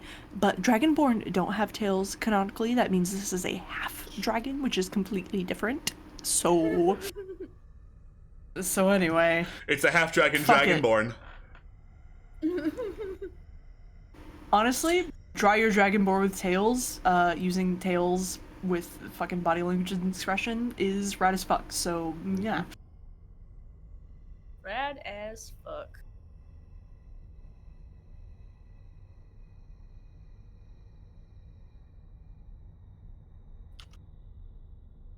And for those of you wondering, oh, the Texas Chainsaw Massacre. Alex, you live in Texas. Is that accurate? Yeah. What? Yeah, go into Yeah. deep enough East Texas. Yeah, it's like that. Goody. I mean, really, go anywhere rural enough. And it's like that. Yeah. Yeah.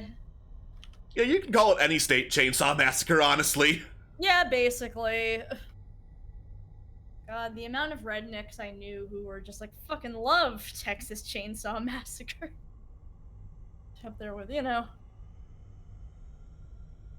Again, cue the weird, cue the weird Michigan, Texas Overlap. overlap. Listen, any state with a rural area will inevitably draw towards it people. Yep. Mm-hmm. That's the real cosmic horror. The land just attracts the rednecks. I mean, yeah, you're not wrong.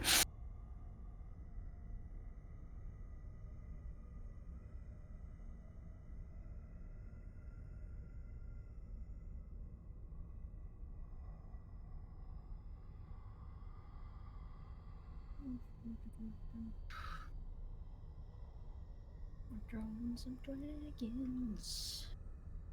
You know, I was about to say they don't really make slasher movies anymore, but then I remembered, oh yes they do. They're making one with Winnie the Pooh. What? Yeah. Pardon?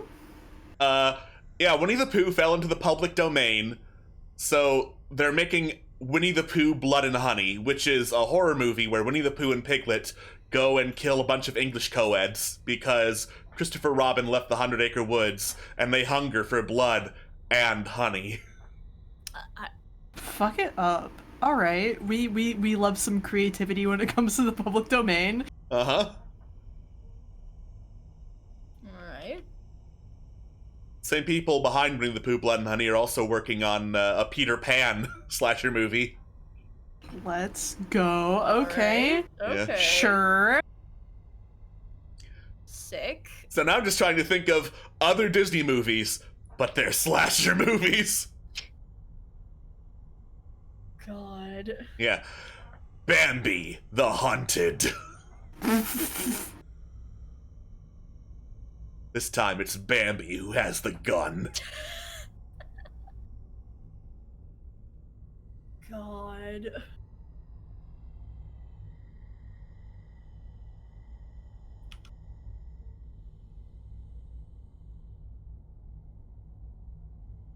Snow White and the 7 Deaths. 7 deaths. God. God can't help you now. Winnie the Pooh Blood and Honey exists. That's true. So true, bestie. So true, bestie.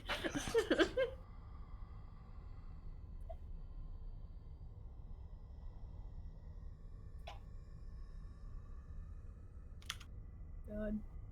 What is the difference between a half dragon and a full dragon in D&D? I actually have no fucking clue how. One is like dragon- humanoid. Okay. Yeah. I'm Throw, already one drawing might a say. dragon. Yeah, I'm already drawing a It's okay. That's That's all right. daddy or mommy. yeah. That's the mama or patriarch of the clan. Goody. Yeah. Oh no, I said daddy or mommy for a reason. I know. I just hate thinking of the Texas Chainsaw Massacre in relation to Daddy. We have made a couple jumps, yes.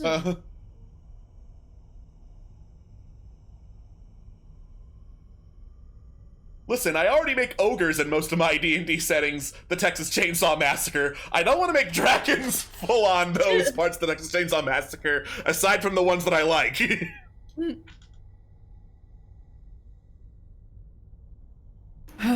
Time to recall what the canonical dragon designs are.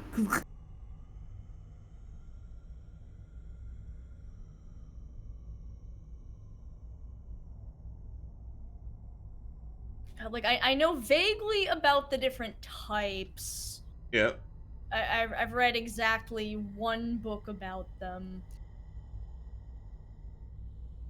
Dragons. If they're named after a metal, they're good. If they're named after a color, they're bad. If they're named after a gemstone, they're weird. I see. What does that leave silver? Fuck. Fuck.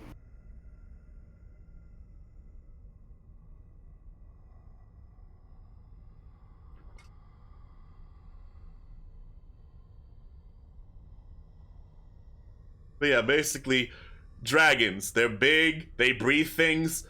They are surprisingly good at crossbreeding. How? I mean- Magic. Magic. I have heard that they can, turn into peoples. Some of them, so- yeah. Yeah. And then other times, some people are just really brave and they just fuck dragons. And you know Mhm. what? Good for them.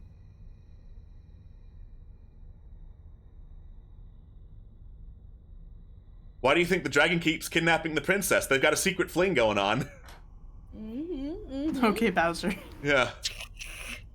He's got 7 to 8 kids. That reminds me, I took a picture the other day. I need to send it to Juno. Yeah. The only thing we know is that What is Bowser it? Jr. Oh. isn't Peaches. We don't know about the Koopalings. Exactly.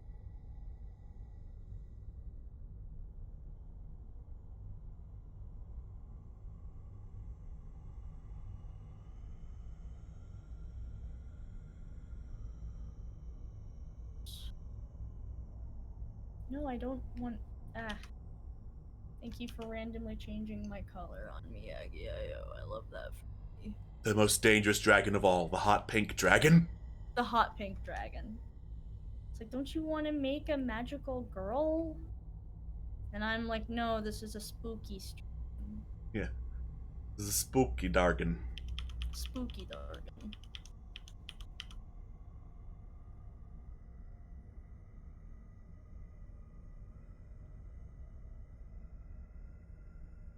God. Dargan's good. Some Dargan's good. Most Dargan's evil. Conceptually, Dargan's good. Conceptually, Dargan's good. Dargan's rad. Mhm. Dargan's rad as fuck, okay? I am very happy if I am given an excuse to draw a dragon. I'm like, oh boy! One of the first things baby crimes liked doing. Dagron. Dragon.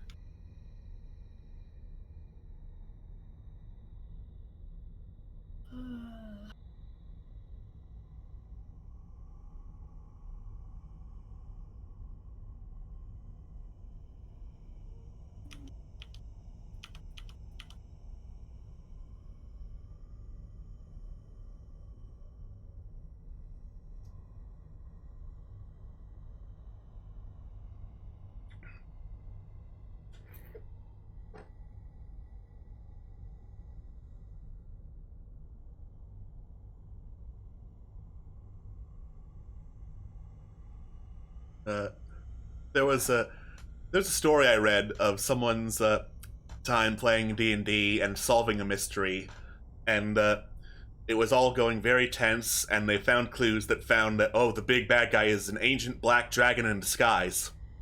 And all the tension immediately went out the window when the wizard asked, oh, so he's black? Oh my god. Incredible. Mhm. No. Like, not aware of how it sounded, to be fair to Yeah, the wizard, yeah. but Well, still. yeah. Yeah. Just immediately. Everybody hated that. Ooh.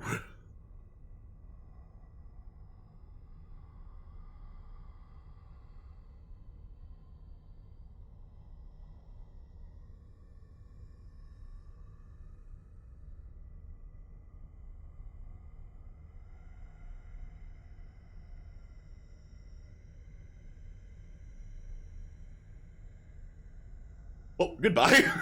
Goodbye. No, it's fine. It's just hidden. Gone forever. My precious power ring! Gone forever! Oh my god. Listen, some things are just a call and response. I don't make the rules. Listen, if you know, you know. If you know, you know.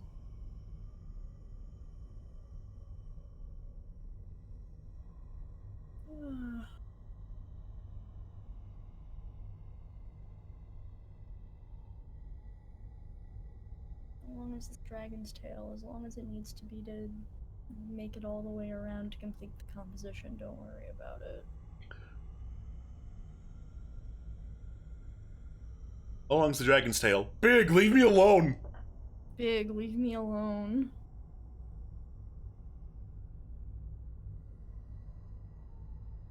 It's fine. Fine. It's fine. Fine. Oh man. Fuck, I'm very tired. Dargan time though. Well, it's Dargan It's time. more important. Dark.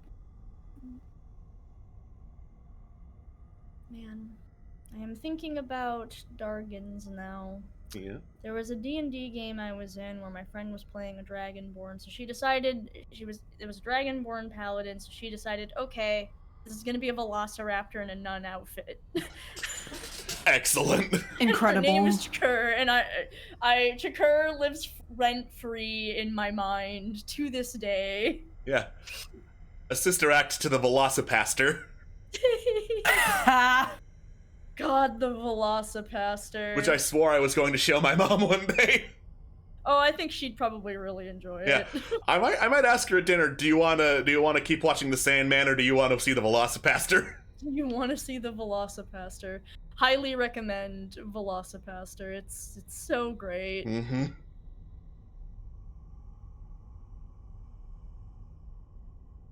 It starts with a car bomb, as all good movies do. Has all good ones with some great effects. Mhm. Must be seen to be believed. Yes, absolutely.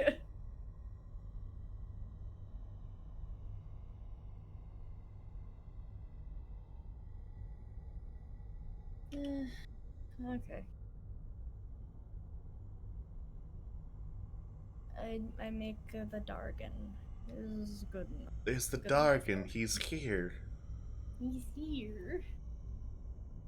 They're an excellent atriarch. Mhm. Is there a P or an M at the start of I don't know. Don't worry about it. Don't worry about it. Some kind of arc. Arc. Arc. Yeah, there's gotta be some kind of gender-neutral version of patriarch and matriarch. Yeah.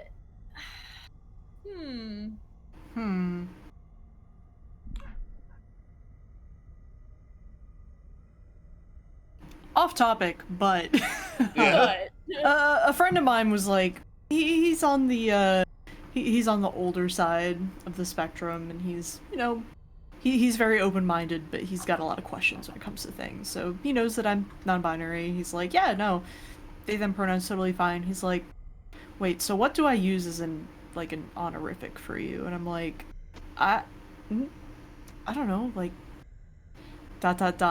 brain short circuits. You could always you could always say my liege, and he was like, all right, and then he did. It was like, Nice. he's like, yes, my liege, would you mind getting me some water from the fridge? And I was like, goddamn, no, I don't mind at all, here you go. Fuck yes. Let's go. Roll. it's delightful. I mean, hey, it works. Exactly, it works. It works. Whatever works. Whatever works. Yeah. I think it's Fist of the North Star or something that has an anime, or like it's an old 80s, 70s anime, and there's a screenshot of it where someone asks, "Your martial arts style is just throwing dynamite?" And it cuts to a guy with dynamite in his hand saying, "Hey, whatever works." God, yes. God. Yeah, whatever That's a works, man. Reagan, that's a peak Tumblr husband Reagan Arataka move. This is one of Reagan's special moves where he throws dynamite. Throws dynamite. For his neutral special, Reagan Arataka throws dynamite. Dynamite. Yeah. He never would. That would potentially actually hurt someone. I But know, you know. I know nothing needs to about break Reagan that Arataka other than his war against Sam's Undertale. Yeah, He same. almost won. And his quest to be on the top of every official Tumblr vote. Like, he qualified for Tumblr DILF and Tumblr Sexy Man. Excuse me? Yeah! I'm pretty sure he canonically does not have children, so... No, that didn't matter. That didn't matter. He was on the ballot. Excuse you! Reagan has multiple children. Mob is absolutely his child, and so is Okay, every fair, other okay. Okay, fair, I suppose. Okay, that counts. Yeah. child. Reagan is a dad. Alright.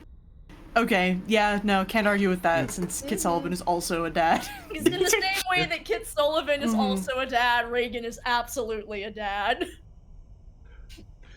Yeah, he was on the ballot for DILF, Twink, Sexy Man, all sorts of other descriptors that are contradictory, mind you. He was on them. I think it culminated in, alright, best Pokemon, Bulbasaur versus Reagan Arataka. God, I mentioned this to Steven and he was like, I'm upset. Why is Reagan a Tumblr sexy man? And I was like, hun. He wears a suit. He wears a suit. He's a little awkward. He wears a Kinda suit. goofy. He's a little awkward. Kind of a goofy man. He's a con man. Like, these things just, there's just no way around it. I don't want to be the one who says it's a vibe, but like, it's a vibe. It's a vibe. If you know, you know. If you know, you know. The best part is that Reagan Arataka is now canon to Undertale. I cannot get over the Toby fact Fox. that Toby Fox wrote fucking fan fiction about. It's not fan fiction because he made Undertale. It's official. canon. It's canon. It's canon. It is canon. The ultimate of, if I write it, it's canon. Well, Fuck you. It is fan fiction in the sense that Reagan and Mob are not his characters. They are now. Sure. These I guess to be versions. fair, I feel like one would probably not complain. Listen, so sorry's not his character either, but he's an Undertale. That's true. That's a fair point. Listen, if your character gets to be in if your character gets to be in Undertale, you just let it happen. Mm-hmm. Even if they're the worst. Especially if they're the worst. Especially if they're the worst. Yes. Oh man.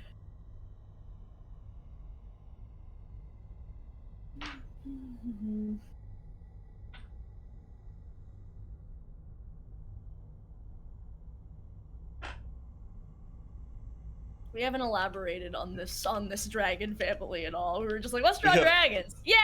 Let's fucking go.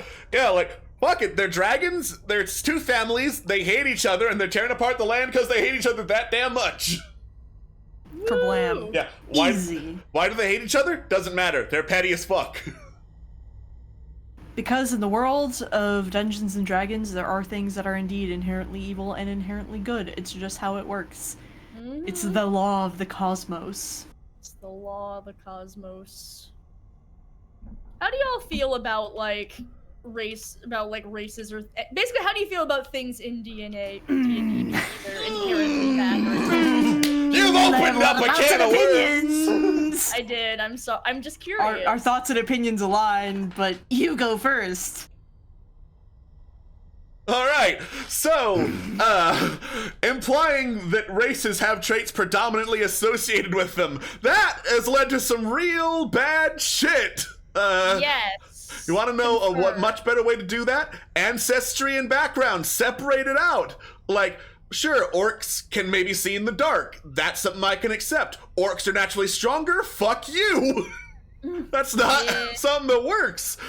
Nurture versus nature. Nurture is what happens. Races are not inherently stronger or skinnier or like better at sewing. Fuck.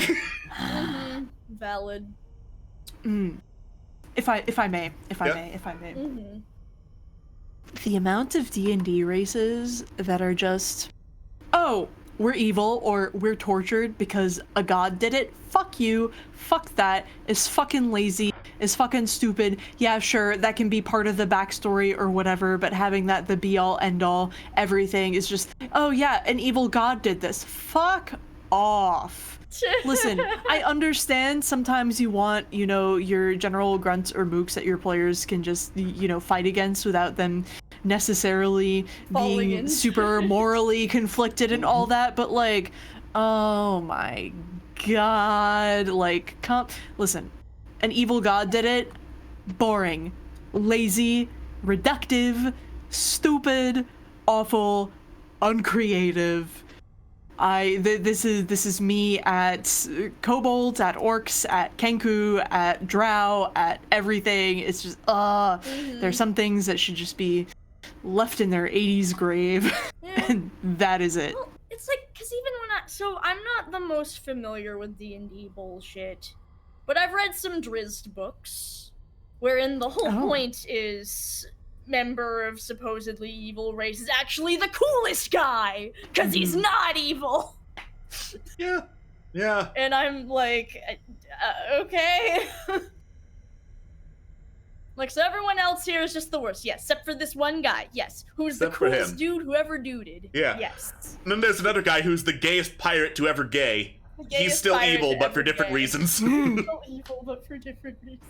I will say I don't think that, say, when it comes to things like planar beings or like even dragons, when it comes down to it, dragons a little less so than the planar beings. I'm like, yeah, sure, just because of the way D&D cosmology works, there are certain beings that are like the epitome of a particular worldview or whatever when it comes down to it. So it's like, okay, fine. But when it comes to your regular terrestrial species, fuck off. Yeah. Like, devils I can accept are always lawful evil because that's their thing. They're devils. Devils. Yeah. Drow, on the other hand, fuck off. Yeah, super fucked. Valid. I'm like, my opinion was this is dumb, but I'm like, I don't play a lot of D&D, so. Oh, you're correct. Super dumb.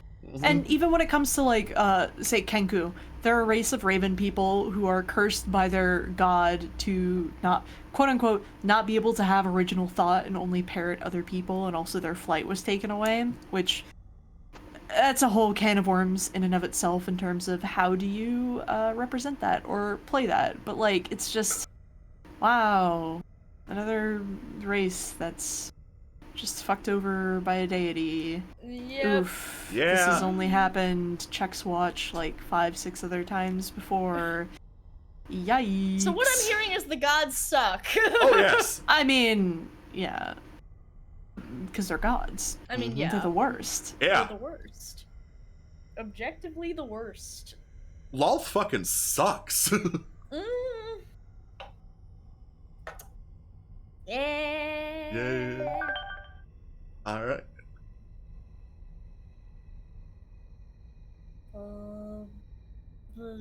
Yeah, I think we've I successfully think we've drawn gotten Dargons. Dargon, yeah. Yes. Dargons. Dargons. Alright. So, I rolled up another Domain of Dread for some ideas, and I think this one says a lot about society. Okay. Oh boy. Alright. So, Gothic psychological horror Okay. And the ideal of this particular Dark Lord is power.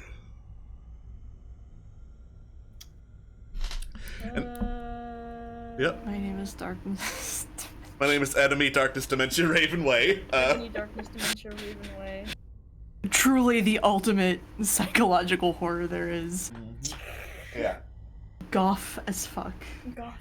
What I got from that is, okay, so a lot of gothic psychological horror is like people hiding in the shadows to hide the true monster that is man. And I'm like, what if it was out in the open? What if the Dark Lord was like this super rich, super fancy, super swanky celebrity that was openly committing crimes and completely getting away with it because they're that charming or that rich or that powerful? Oh, Sybil. Sybil, so that's Sybil Cordova. That's Sybil Cordova. That's just Oh, Sybil Mistress Cordova. Cordova. It's just Sybil Cordova. Mm-hmm. Yeah. It's fine. I'm just, here to just be open about this horrible bullshit and go after all the power. Yep. Hooray! Hooray. Teehee, I'm so quirky. I'm gonna buy Twitter. I'm so quirky. I'm gonna buy Twitter. Oh god, that's very cursed. Oh god. Twitter billionaire Sybil Cordova. Twitter billionaire Sybil Cordova. No! Listen, I just need $8 and then I can grant you access to see into realms beyond. Listen, I need the $8 to get rid of all the bots and spammers, and then you can have access to the great horrors of the beyond. It's fine. It's fine. As for like what the psychological aspect of it is, what is scarier than the class system of capitalism? What is scarier than the class system? We truly do live in a society. We truly do live in a society.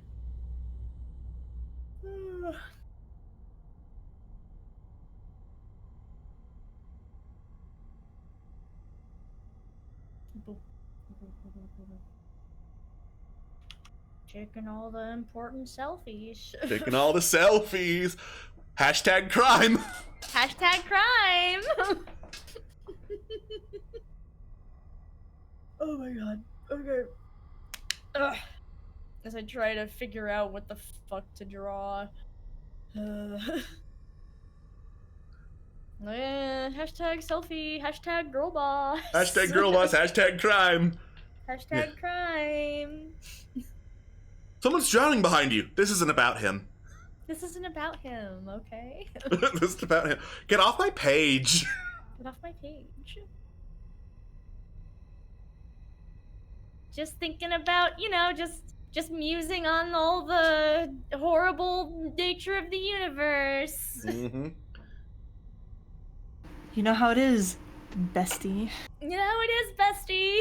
OMG, so true, bestie. So true, bestie. Wait, is that a smartphone? Is this like modern time Sybil Cordova? We mentioned. We joked about Sybil Cordova taking over Twitter. And then I was just like, sure, better why than not? better than Monsieur Muskrat. Exactly. Yeah. Something 86-hour week something. See, if you give Sybil $8, she'll show you the horrors of the realms beyond. Mm-hmm. Finally, a price worth paying. Finally, a price worth paying. Yeah, pay $8 a month and I will give you a black check mark, and with the black check mark, you will be able to see into the voids beyond. Don't like the Lord of Doors from that other Domain of Dread. He's cool. You will get so many new followers. You're gonna see that number go way up. Mm-hmm. Alex, are you aware of a game called Death's Door? Vaguely? It's isometric. Gameplay is sort of akin to Hades, but you play as a crow who is a reaper. and your job is to reap souls, except your soul got stolen, so you have to try and get it back, otherwise your job can't get completed. And the head of the Reapers Society is the Lord of Doors. The Lord of Doors. Yes. Motherfucker, they took my idea! Son of a bitch! Who is kind of like special immortal TM, it's a whole thing, but yeah, nah. It's good stuff. I think yours is more interesting, honestly. Yeah. Yes. I am ancient, I am the land, I am the threshold, I am the between and beyond. I am the Lord of Doors. I own Twitter. I own Twitter.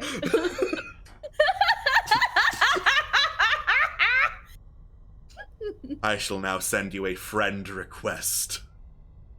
Okay, cool. We are Okay, so one. I'm gonna take this picture and I'll tag you. Oh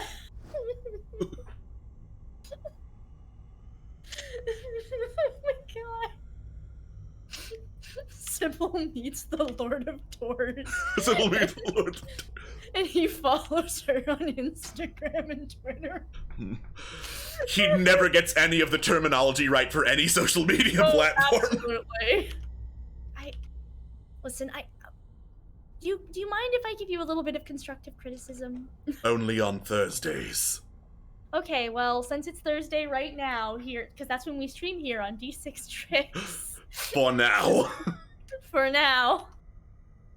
Right, so, okay, so you're not using hashtags at all, and don't get me wrong, how they work is a little stupid now, but you can't really do more than, like, one, but you still gotta do it, or no one's ever gonna see your posts. I think I have it. So, these hashtags, they are about common phrases that will attract people to my domain. Yeah. Got it. Hanging with the BFF. Hashtag.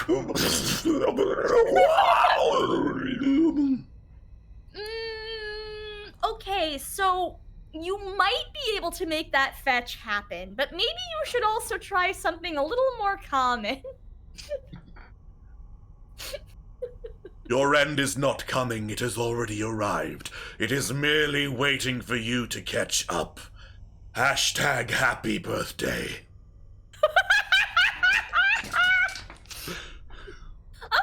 Okay, better. Birthdays are a thing, so that's a start. I can't believe Sybil's BFFs with the Lord of Doors. Can't you though? Actually, I Can't you though? can fully believe that she's BFFs with the Lord of Doors. God. God. This is so dumb. It's so dumb, it's so funny. We could go down the hellscape of capitalism route, but this is much funnier. This is much funnier. Yeah. Thank you for joining the stream. It's a very funny way of looking at how to make a domain of dread. Twitter. Just Twitter. Just Twitter.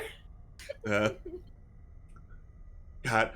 Speaking of capitalist hellscape, I'm reminded, like, back when The Dark Knight Rises came out, which is the Christopher Nolan third one, the one with Bane, Christopher Nolan proudly proclaimed, "This is a very important movie. It's not just a superhero movie, it's a social movie. We're going to address all the problems with society and solve them with The Dark Knight Rises." Fuck off. Also, hi first time. Hi, first time, Nice yes. to have you. Hello. Glad you're having a great time. We're having a great time too. Now, are you telling me that that the following exchange does not solve society's problems? It would be extremely painful. You're a big guy. For you. Bane posting in the year of our Lord 2022. More likely than you'd think. Yep. Listen, back in the days of Casting Call Club, I trolled auditions as Bane. I Oh can my still god, do it. actually? Yeah. Fuck. Uh-huh.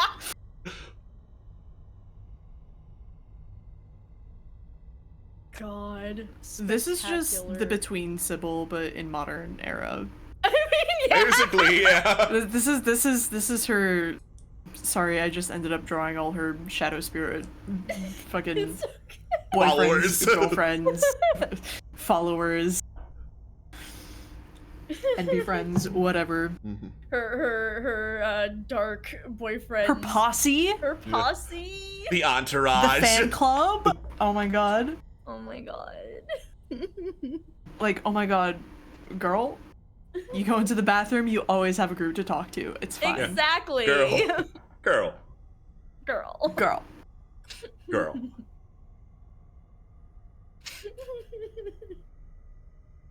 So she's having a great time. Mhm. God. Girl. Girl. Okay, so I think tonight she's going live on Instagram. She's gonna do a ritual. Mhm.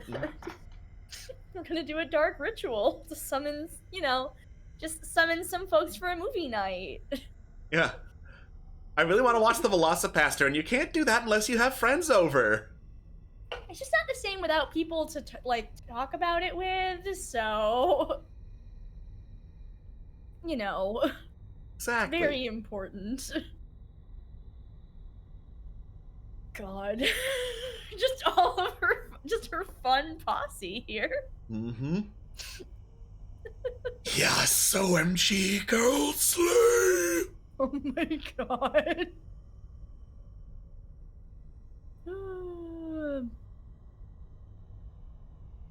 Listen, she's living her best life, and honestly, good for her. In some universes, you die in a barn because you stupidly decided to go into World War One. Mhm. In other universes, you don't die in Jurassic Park, even though you really should have in space. And You know. in some universes, you're an Instagram girl. Instagram girl. You're an Instagram girl and you own Twitter. And your new BFF, the Lord of Tor, just can't seem to get his social media stuff right. I have sent you a poke. Oh my god. Oh my god!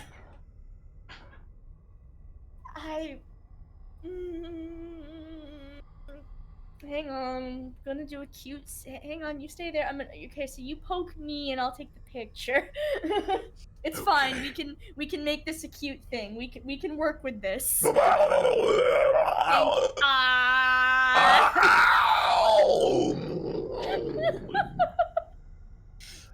Aww, it's a good smile. Thank you. I have been #practicing.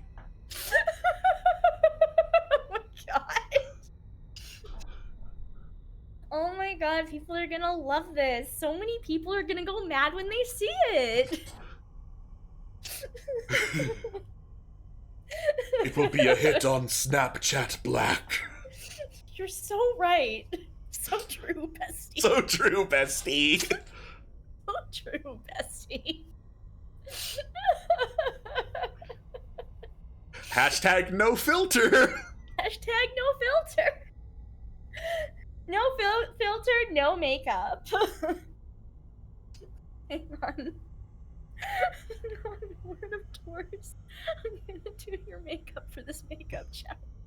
It's gonna be amazing. All right, here we go. That is not my face. Okay, well, can you point me to your face? I'm doing my best with what I've got here. Point through 8 dimensions. Alright, thank you! Okay, so I think what's really gonna work for you is Galaxy Purple. So... Galaxy Purple, but we're gonna contrast it with Sunset Orange. It'll really bring out the contours of my many faces. Absolutely.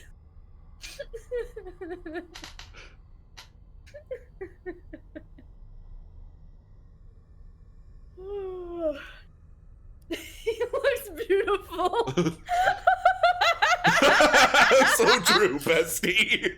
So true, bestie. There you go. This one went to some interesting places. Yep. Listen, sometimes you just gotta shit post. Sometimes you just gotta shit post.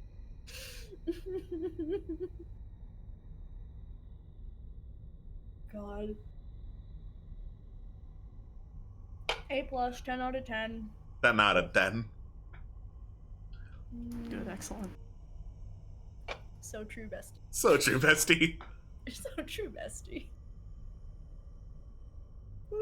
And saved. So true, bestie. Yay! Perfect. Little crown! A little crowd. It was kind of getting lost in the values. I had to, yeah. It's beautiful. I love it. Alright, this is perfect. I wouldn't change a thing. Exactly. We're good. No notes. No notes. Thank you. Thank you, no notes. Mm-hmm. No notes? No Perfect. notes. No notes. Okay, okay. Alright, well, I'm gonna get rid of Sybil and Alright. her crowd of cool friends. Very cool. Oh no, friends. the posse! No, the posse, no! Oh my He just Oh loves yes, his the makeup is there. God. So true. Perfect. Perfect. No notes. No notes. Thank you.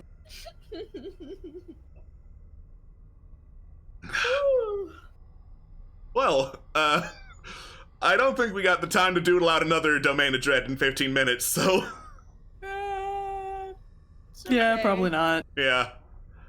And I mean, you sound like you're dying, Kristen, so I'm so fucking tired. Oh no. I'm very, very tired. So- well, I'm just gonna take us to the end screen real quick. Hooray! Hooray, we did it! Thank you all for joining us. I hope you quote-unquote learned quote-unquote something Something? about Well, the- you see, I think we did learn something very important. Yeah? And that's when you're big, you can do anything you want to. Dude, grown-up rules don't apply to you. It's true. Yeah. From The Land Before Time 3, The Search for the Great Pumpkin. The time of the great pumpkin, Charlie Brown. My favorite childhood movie. Fuck. Yeah, I feel like we learned a lot. We sure did. We sure did. Alright.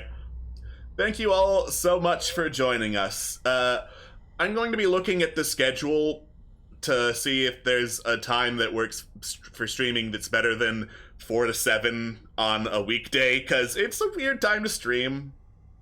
Admittedly, yeah.